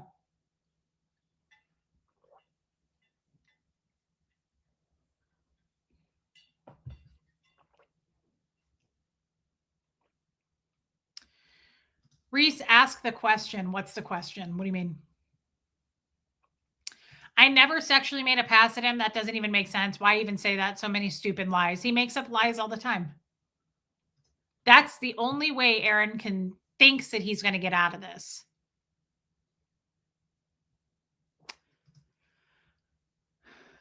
He doesn't have a lot of options left, guys. This is a person going down with the ship. And he is trying to take all of us with him. He's basically saying, fuck this. If people aren't going to like me, they're not going to like you either. It's basically a psychotic ex, whether it be a man or a woman, going, if you're not going to be with me, you're not going to be with anybody. He has to have control. Therefore, he tries to destroy Nora. He tries to destroy Lindsay's well-being. He tries to destroy me. He went after fucking Sterling, who's not even on the internet anymore. Do you understand? He has to have control. Watch his behavior. Watch last night. He literally looked into the camera and was like, Nobody's going to fuck with my friends, right? Like, tough guy, right? He has to have control. I see, VJ Burke.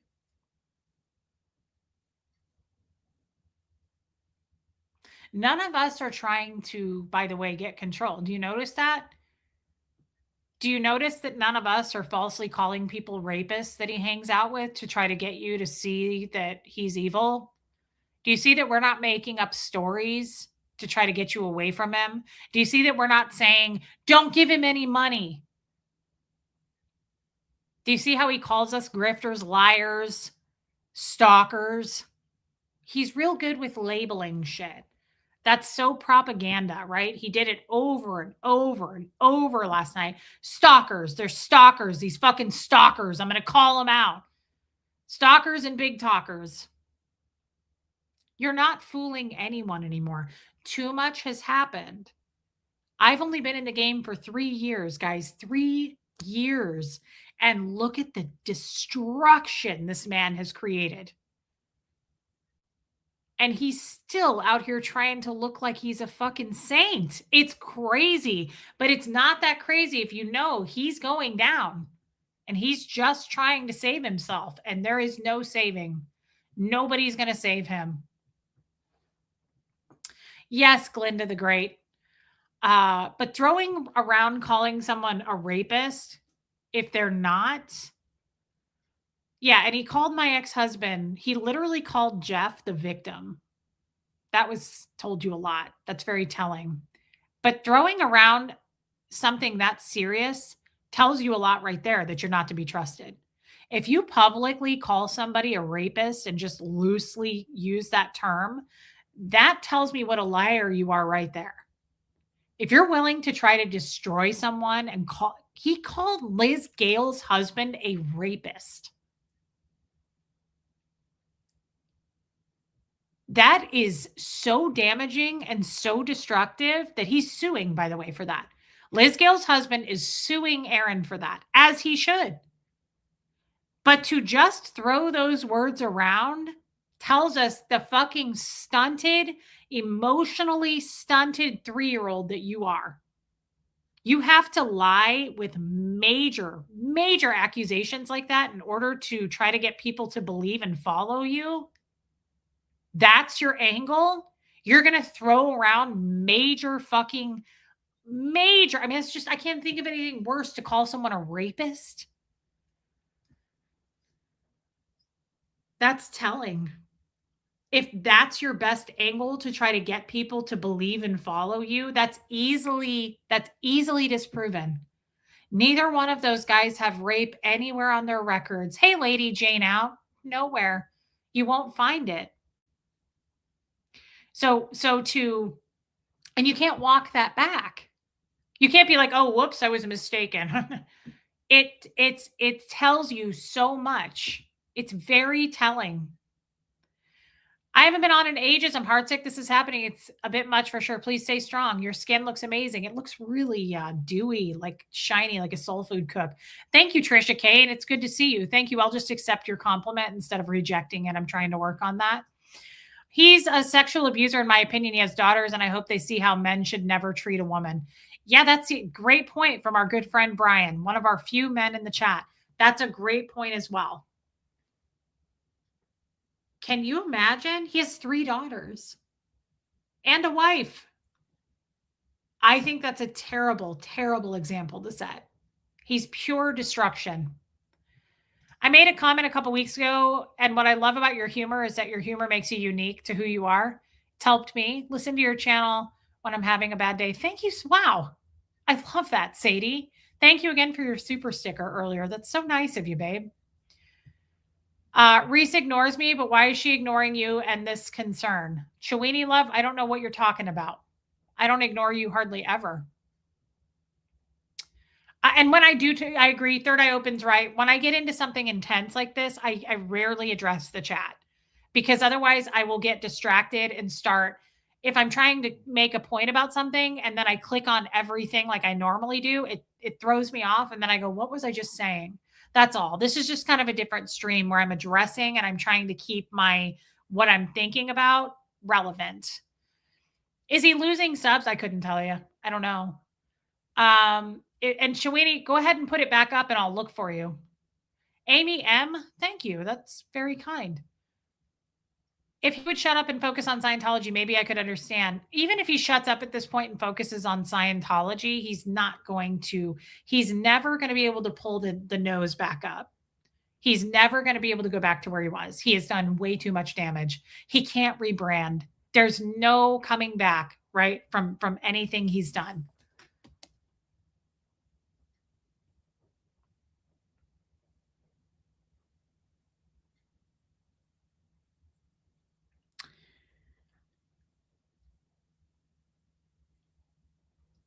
I was like, in my stream? Chewini, if you want to put it back up, you're welcome to, and I will look for it. Yeah, no, nobody's getting blocked from my stream. Yeah, okay. Third Eye Open just texted me a screenshot. It says, is that how you see Abigail? Doesn't cause trouble in the chat, but supports Aaron, a woman abuser, pays for food weekly, yet she preaches the good book for you to you. So I don't understand your question. Is that how I see Abigail? See her how? Excuse me. Thank you, Nancy. I don't fully understand. Do I see her how? I see Abigail as one of many, right? There's quite a few people in here, and I'm not going to start naming them, but who support me and Aaron. I'm a little surprised at some of them. I was surprised to see some of them in his stream last night. I was kind of shocked to see a few of them in there going, woohoo, Aaron, right? But I was like, okay. How do I see Abigail? How do I see anybody that supports us both? I see them as thinking for themselves and doing what they want. I am the opposite of Aaron in that people have a right to choose whatever they want to do. Hey, Marsha Laird, even if it seems a little bizarre to me, right? It seems a little bizarre to me that someone's watching Aaron last night, listening to him trash me, trash Nora, call us fucking crazy stalkers, call Tommy a rapist. Like, I'm a little surprised, but I don't lose sleep over it. I think it's a little weird, right, at this point to see how much this man, hey Bo Beats, has trashed the internet. But we also, guys, you have to remember, we don't control what other people do. We don't control what other people think. And if I worried about every little person that, I'm not Aaron. I don't go over and go, oh my God, Abigail was in his chat. Quick, mods, block Abigail. I don't want her in here. Like, no, everybody has the right to choose, right? That's like fucking people who are like, you voted for who? Oh, I don't want to know you. Like, that's weird to me. So I don't have a choice, and you're going to sum me up a certain way because, yeah, I mean, yeah, I get it. It's a little weird for me too. But I'm not trying to control who people. I love you, Original Ann, and I miss you. I'm not trying to control who people watch. That's creepy to me. I get it, mommers. And I don't disagree. It's a little triggering. I get it. But guys, I was saying this the other night to Angie Moe in here. I get this shit on such a big scale, right? Like on a really big scale. I get people letting me down a lot where I'm like, damn, I wouldn't have expected that. Right? Like I see behavior in people. Angel K, who came in here the other day, who has clearly stabbed me in the back. All of us, really, not just me. She went and made a big mess. She tried to make fun of me. She really did try to do damage, and on a tiny scale. And then she came back in here and was like, "Oh, hey everybody." And pretty much everyone in the chat was like, "The fuck are you doing in here? Get out of here." I mean, I agree it's weird. I think it's weird when people flip-flop like this. Thank you, old Charlie. But if I focused on every individual with weird behavior, I'd look like a psycho. You'd call Aaron would be right in calling me a stalker. Do you know how many people I've seen flip? Do you know how many people have been like, Reese, I love you so much. I'm never leaving you. Oh my God. I wake up and listen to you every day. And literally they're over somewhere else going, she didn't give me the attention I wanted. And I fucking hate her. And now I have receipts, and I'm going to tell you all about what kind of a mom she is and how much of a grifter she is. And she makes $500,000 a month on super chats. And I know all the truths. Right. We're still waiting on those receipts, by the way, but that I've seen it so many times. so many times. And some of them reach out personally to me and go, I'm about to stab you in the back, just so you know, you're not giving me enough attention anymore. I really liked you, but I just kind of feel like you're not calling me out in the chats anymore. Therefore, I'm going to try to firebomb your life. So, hey, you're going to see me a lot doing that. Sometimes they just outright say it to me in an email, and I'm like, okay, I hope you get far. I've seen it too many times. Hey, Mr. Fred said, so I get that you guys are like, it's hypocritical. Yeah, I mean, it's weird. Here's why it's weird. Aaron and I have drawn the line. We've separated, right? He's called me all kinds of shit. I've exposed how I feel about him. So when you see people in his chat being like, oh, hey, and then they come over here and they're like, oh, hey, it's like, I don't know. I mean, but that's where they're at. You got to meet people where they're at. So what I do is I take those people who I'm like, damn, I really liked that person. I still like them, but I place them where they belong, which basically means I don't trust them as much. I just don't trust them as much. But there's no damage done because I only saw them on YouTube anyway. I have people reach out to me privately and they'll be like, watch out for Lady Jane out. She's not to be trusted. I've seen her in other chats. I get those comments a lot privately. And I always respond by going, I don't need to worry about it because I don't talk to Lady Jane out anywhere but publicly in my chat. I'm not going to lunch with her. We don't talk on the phone, right? Like none of that. So I never worry about if somebody's a backstabber in here because I'm like, hey, happy birthday, Wendy Brewer. So I don't know. You attacked me because someone saw me in Susie's chat. So that's not entirely true, Angel. Let's just be honest. That's not entirely true. Who did Aaron say was his kryptonite? Was he talking about you or Tori? I love Nora. I'm pretty. I don't know. I didn't see that part. You matter to us, honestly. Angel, it's okay. We both have a responsibility here, but let's just be totally fair and upfront and truthful if we're going to do this, right? That's not true. I didn't attack you. You went into Susie's chat and you said, I left Reese's channel, right? Somebody sent me a screenshot of it that I can probably go back and find. I know Lady Jane out. I'm sorry I did that to you. I was thinking I should have used Joanne Hawley or something, like someone that knows it. I was just sorry, babe. Lady Jane out's cool. She's never said anything. Look at her. She's like, for the record, I haven't done anything to Reese. Sorry about that. Angel K, you are welcome here, by the way, right? And Angel, that is when it started. But here's the thing. You started a little bit of a rumor, right? By going into Susie's chat and you said, excuse me, you said something along the lines of, I'm not going to give it verbatim because I don't have it verbatim, but it was something along the lines. Hold on. Jojo, it was you. I think I inhaled air wrong. I should have used Stacey Toms. I should have used someone I could throw under the bus that I knew better. I'm sorry, Lady Jane out. Angel K, I'm sorry I put you on blast here, and I did. It's my fault. But you went into Susie's chat and you said something about how I was making fun of her cancer or I had lied about her cancer. And you said, thank you, Silver Lining. And you said, I hope it's okay that I'm over here. I left Reese's channel because I hated what she kept saying about making, I think you said I was like making up Susie's cancer or her disease. Something like that. And so you started a little bit of a rumor or a narrative by going over there. And then Susie said, oh, wow. She said, oh, welcome. Yeah, there's a lot of people who've been victimized. Reese is a terrible person. And sorry, I had to do it. Nothing to do with you, Angel K. Whenever we bring up Susie, I got to do it. I got to do the impression. I got to take advantage. I got to strike when the iron's hot. And here it is, quote, I unsubscribed when Reese lied about Susie's illness. So you did start a little bit of something there. Just to be fair, that is starting something that wasn't true. I did not, to my knowledge, I've never lied about Susie's illness. We've talked about cancer many times. Susie has cancer. I've never said she doesn't. And I've never made fun of cancer. I don't think cancer is anything to make fun of. But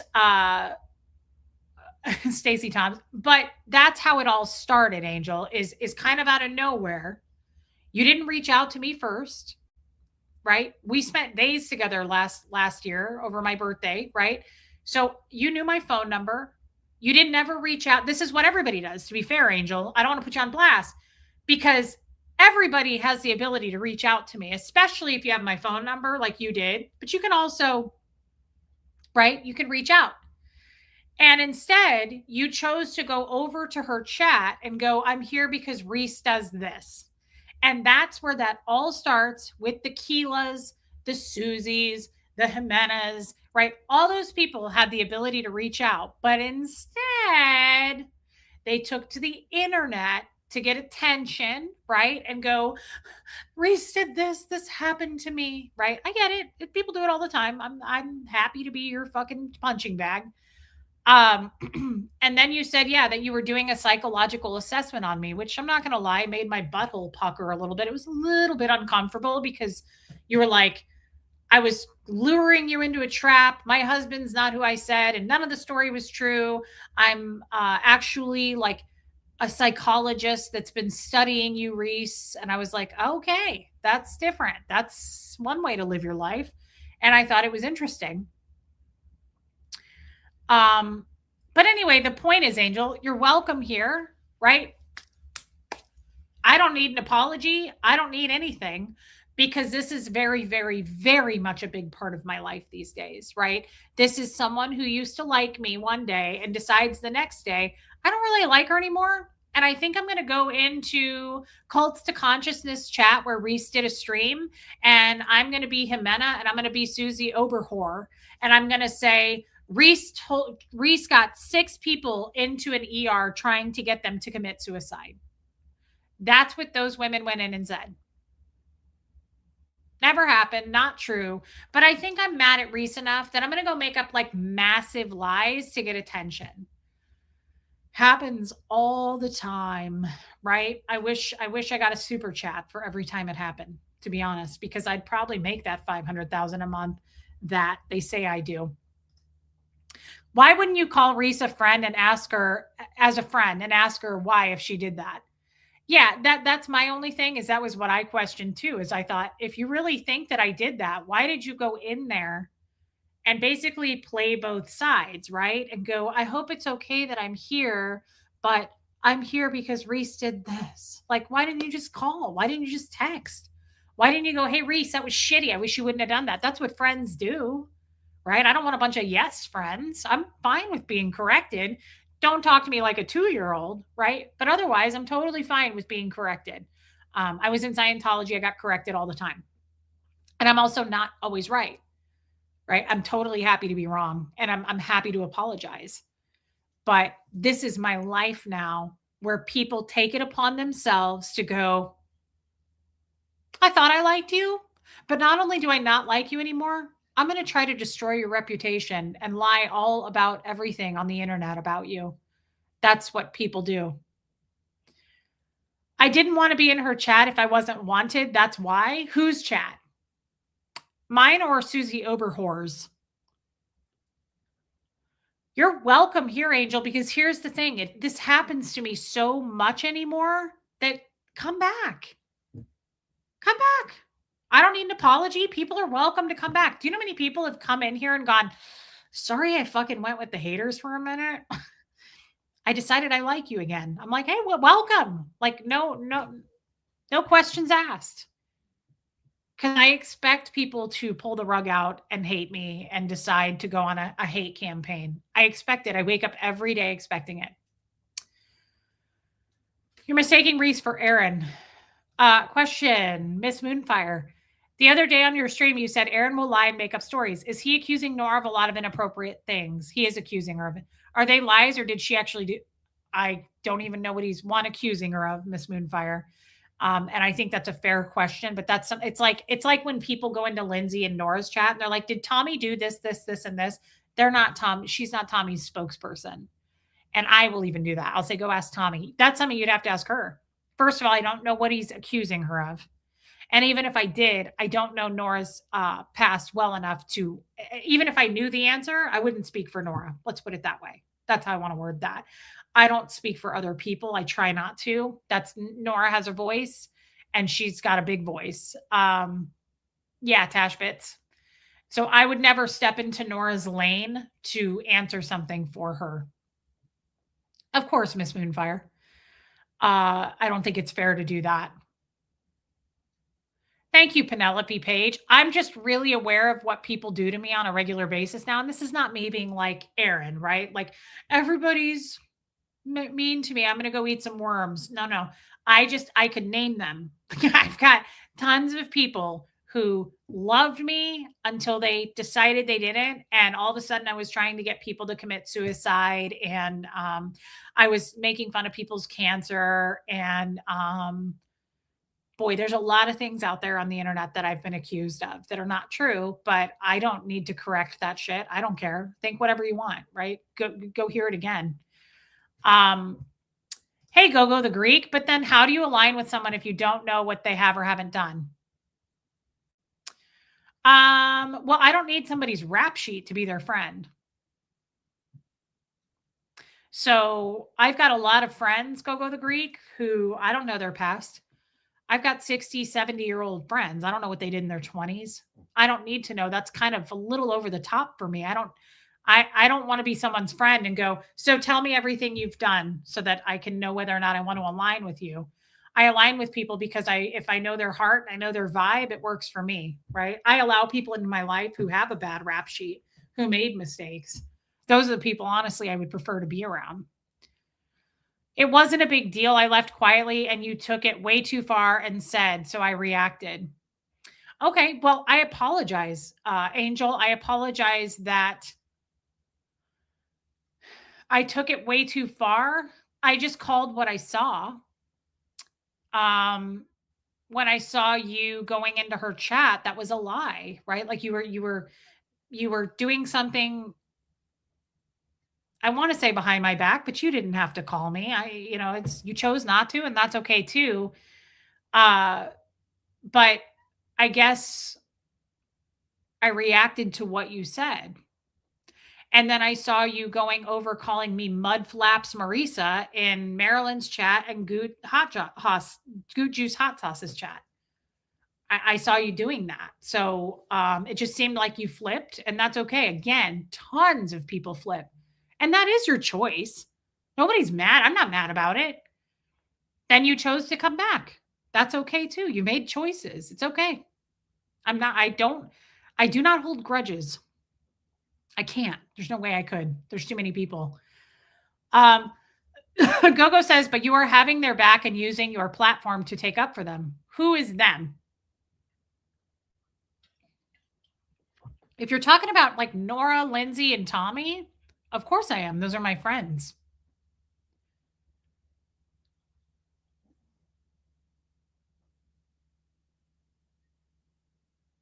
So I don't know what you mean by that, Gogo the Greek.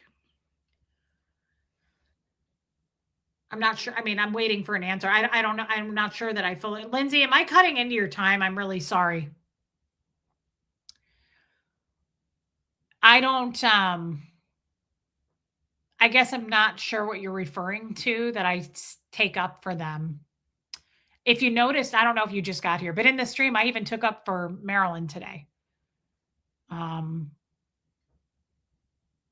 think Marilyn did something pretty great today that I've never seen her do, which was stand in her own power and use her voice. I know, Mommers. It's okay, guys. Here's the problem. Mommers, I love you. Good for you, Knit Pearl. I love a new vacuum. I get it, Penelope. Mommer says, I don't like this because she isn't taking responsibility for her actions. Yeah, Amanda, exactly. Guys, we can't. I love what Mel Robbins says. We got to remember this, everybody. Don't get too reactive about this. Don't get triggered about it. You can make somebody laugh. You can make somebody a cup of coffee. You can make them breakfast. You cannot make them make different choices. You cannot make them take responsibility. You cannot make them see things a certain way. And therefore, that's why we all have free will. And I think people get too myopic in trying to go, I'm upset because they're not doing this. You're here, they're here, and you have set expectations for them to meet you here. And you're just going to piss your own self off and disappoint yourself because they didn't meet them. But it's not really their fault. I see it more as on you. That's why I really mean this. Hey, Irish Bean, I place people where they belong. If people show me who they are, they're not kicked out of my life, right? They're not kicked out of my life. I'm not Aaron, I'm not Jenna disconnecting from Tori, right? There's no snipping anymore of the cords. I just place them in that category of where they need to be. But I'm not disconnecting from people. I'm not blocking people out of here because you showed me your true colors and there's no going back, right?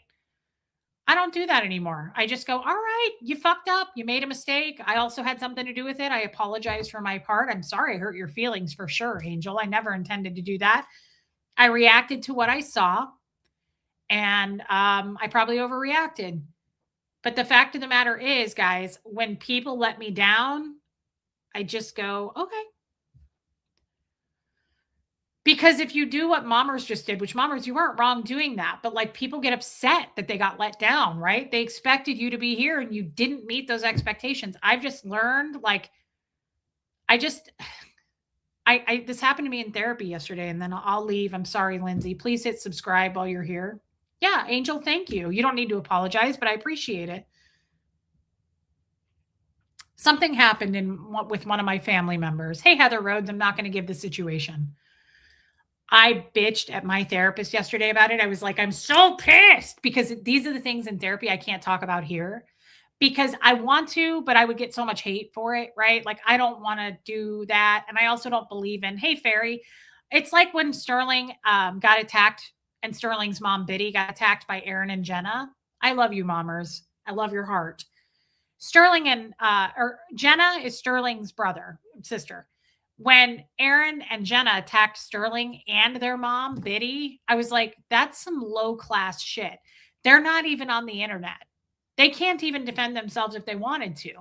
Biddy couldn't defend herself even if she wanted to. And I thought that is trash behavior, right? That's gross. Why are you airing your dirty laundry, by the way, about your mother on the internet here? That just seems fucked up to me, right? Like, there's just some things that are off limits. I've got so many things with my mom that I would love to bring to you guys. I get so wound up, right? But I don't do it because it's not fair to my mom. It's not for the internet. And she's not going to come on YouTube and defend herself. So I'm just giving you my fucking version so you can hate my mom, right? She doesn't have a voice to go, that's actually not what happened, right? So I don't do that. You're just trashing a person and getting people to hate that person and they don't even know them. I promise you, Reese, if there's ever a problem, thank you, Renee B. I appreciate that. And thank you for super chatting it. You tell that to your bestie, VJ Burke, or in my case, you talk to your therapist, right? Love you, Stacy. Tell her hi. I talk to my therapist about the private stuff I can't bring to YouTube. Okay. So I had an issue with something with my therapist yesterday, and I was like, this shit makes me crazy. I was like, after all the work I've done on this, I was like, this person is still showing me this behavior. You know what my therapist said? Hey, Tiffany Murfitt. And it just hit me like a fucking ton of bricks. And I thought, I know this. I know better. I was just myopic. Hey, Riley's human. He goes, okay. He goes, why did you expect her to react any differently? This is, hey, Chow Yun Smut. Yeah, exactly, Cricket. But he goes, why did you expect her to react any differently? He goes, this is classic. This is like a classic reaction. Like, this is how they would react according to where they're at. And you got to meet people where they're at. So why are you, see, I pissed myself off. That's what I'm trying to say. I pissed my own self off because they didn't meet me where I expected them to meet me. That's like drinking poison and expecting the other person to feel it. Right? So like I had to check myself and my emotions because honestly, it's my fucking problem, not the other person's. When you get mad and hurt that someone didn't meet you or go, they didn't react the way I wanted, they didn't apologize, they didn't take accountability.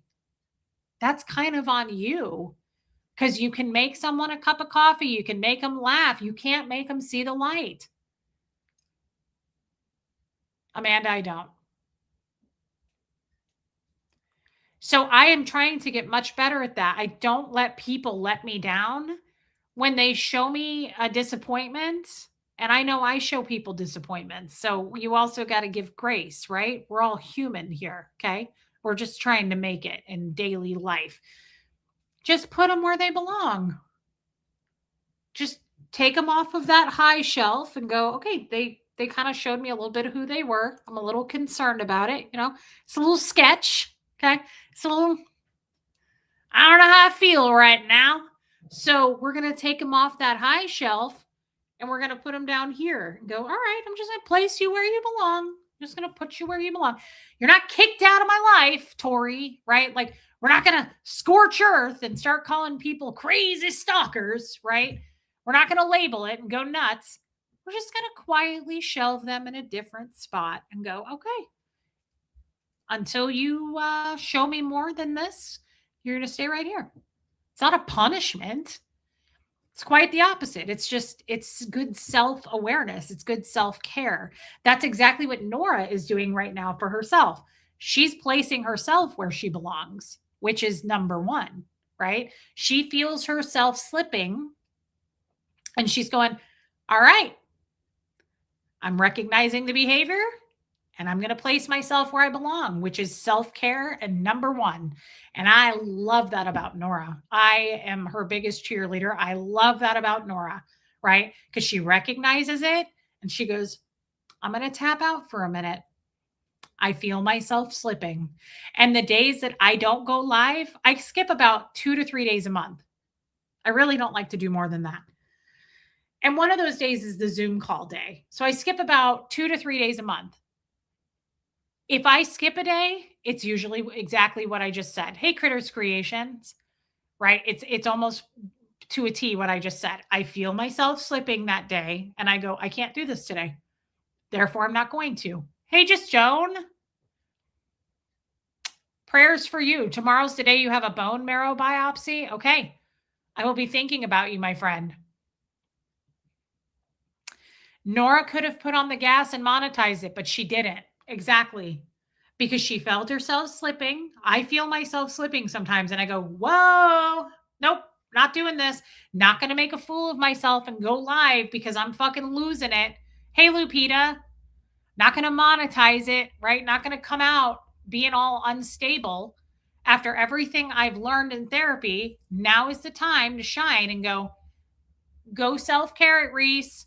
Heat up some nachos in the fucking microwave, turn on your heating pad, get your bag of gummy bears, and sit there in your tears and your crazy thoughts because you're a stalker. That's what I do. James Smith, yeah, and welcome, right? Every time I need to do that, I literally just make a plate of nachos and I check out to the world and I close my eyes and I just really, really feed on those nachos like a crazy dinosaur. And gummy bears, yeah. And then I usually shit myself because nachos and gummy bears and the lack of a gallbladder is the perfect combination to be shitting your pants, Brian. I love that you and Lizzie can still support her behind the scenes. 100% case face. I'm all over Nora. I'm going to be checking on Nora and taking care of Nora just like she has done for me in my very rough moments I've had over the last year with the problem I said I can't talk about. Thank you for saying that. And thank you for the super chat. I'm not sure anybody in this chat has unmet expectations. I think they just don't like a particular person's behavior and they're calling it out. Briggs, that could be true. I was just speaking more generally. But I really, like I said, guys, whether it's Angel, whether it's Tampa B and I have been through it. And we're back on the side of good. It can be done if you are too adults willing to see that you did something and take accountability for your side, and I take accountability for my side, it can be done, right? But here's the thing, sometimes it can't. You've got Susie Oberhor saying that I drove people to try to murder themselves. So sometimes it can't be done.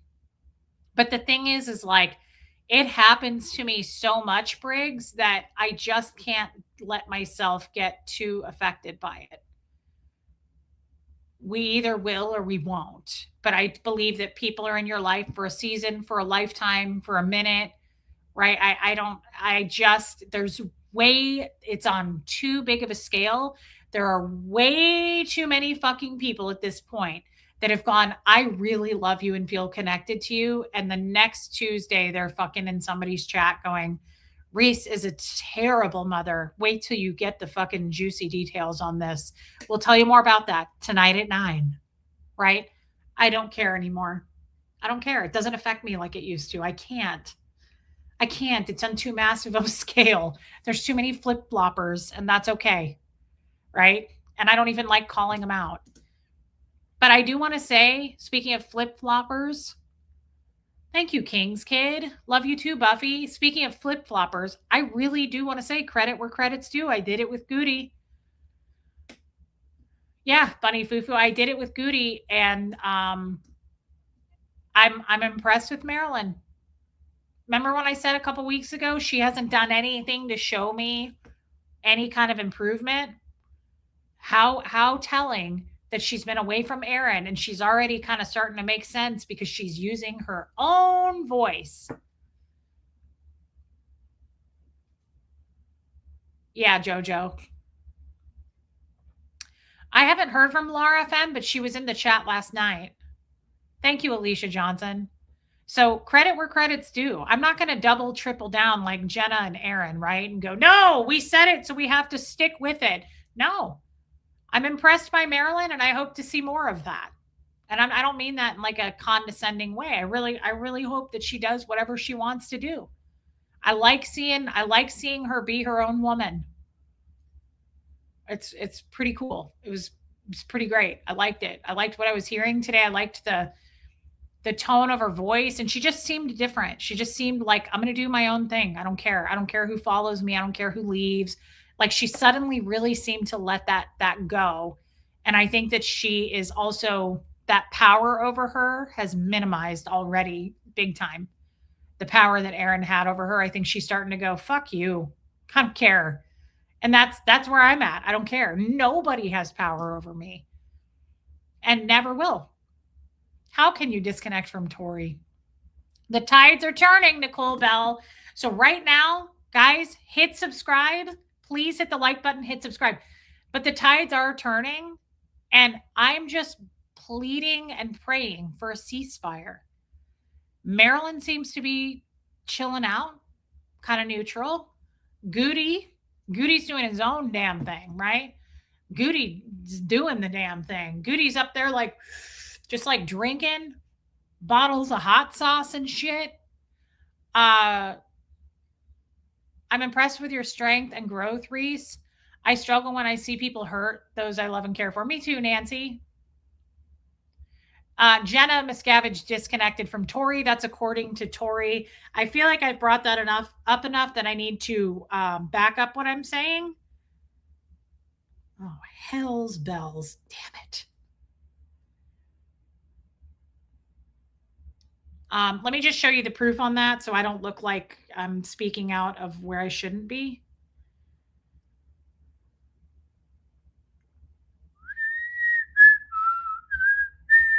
Yeah, Goody's doing the damn thing. He's just out there fucking testing out all kinds of hot sauces for us. Marilyn's doing her thing. It's a ceasefire, folks. The tides are turning. Let's just chill the fuck out and quit calling people stalkers.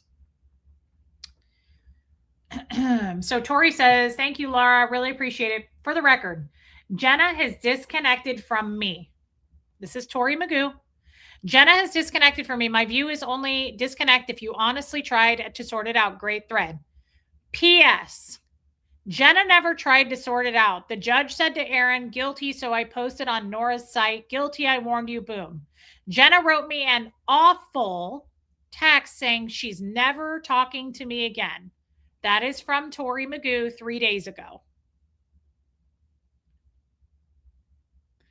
I just wanted to be transparent so that you know I'm not making that up or embellishing that, because I'm not.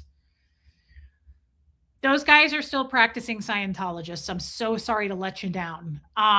Please hit subscribe. What's tomorrow? Oh shit, I got to tell you. Tomorrow I got to do an earlier stream. This will be weird. You may not be here because you guys might be at work. I'm probably going to start around 2:15 tomorrow, maybe 2:30, somewhere in there. That's about 2 hours before when I normally stream. So keep that in mind. I hope you show up. If not, maybe we'll see some people in the UK or something weird. Maybe something crazy will happen, right? Maybe I'll get arrested for stalking. Shit. Anything, right? Got that dick swinging energy. Got that dick swinging energy. When people show who they are, believe them, Anna Banana. Yeah. Cricket, they're absolutely still practicing. Yeah. Thanks, Brian Boland. I love you guys. What a great turnout. How amazing. I hope I picked up some new people. Please hit subscribe. Did I get your message about Clearwater, Diane? No. Please resend. I don't know if you emailed, Facebook Messengered it, sent it in a bottle. I don't know if it's Instagrammed. Please help me. I'm a boomer. If it's 2 p.m. for me in California, it'll be noon. Dick swinging, calling out stalkers and big talkers. All right, everybody. I love you. Again, please hit subscribe. Welcome to the new people. Mods, you're the absolute best. Carrier pigeon. Could have been. Brian, I love you. Thank you for the input tonight. Sorry if I missed your comment. It was one of those streams where I was focused and not trying to read the chat as much. We will be back to our regular programming tomorrow, where I'll be just all over the place, confused, uncomfortable, and reading the chat. That's where I belong. That's where I'm the best. Love you, K-Space. Thank you again tonight for the super chats, guys. Your support means the world. Helps out me and Huxley. You're supporting your local small business YouTuber and a single mom. Win-win. Thank you. Mommers, thank you for being here. Jen Finberg, I really love you. And I'll see you guys tomorrow. Here comes Fred, everybody.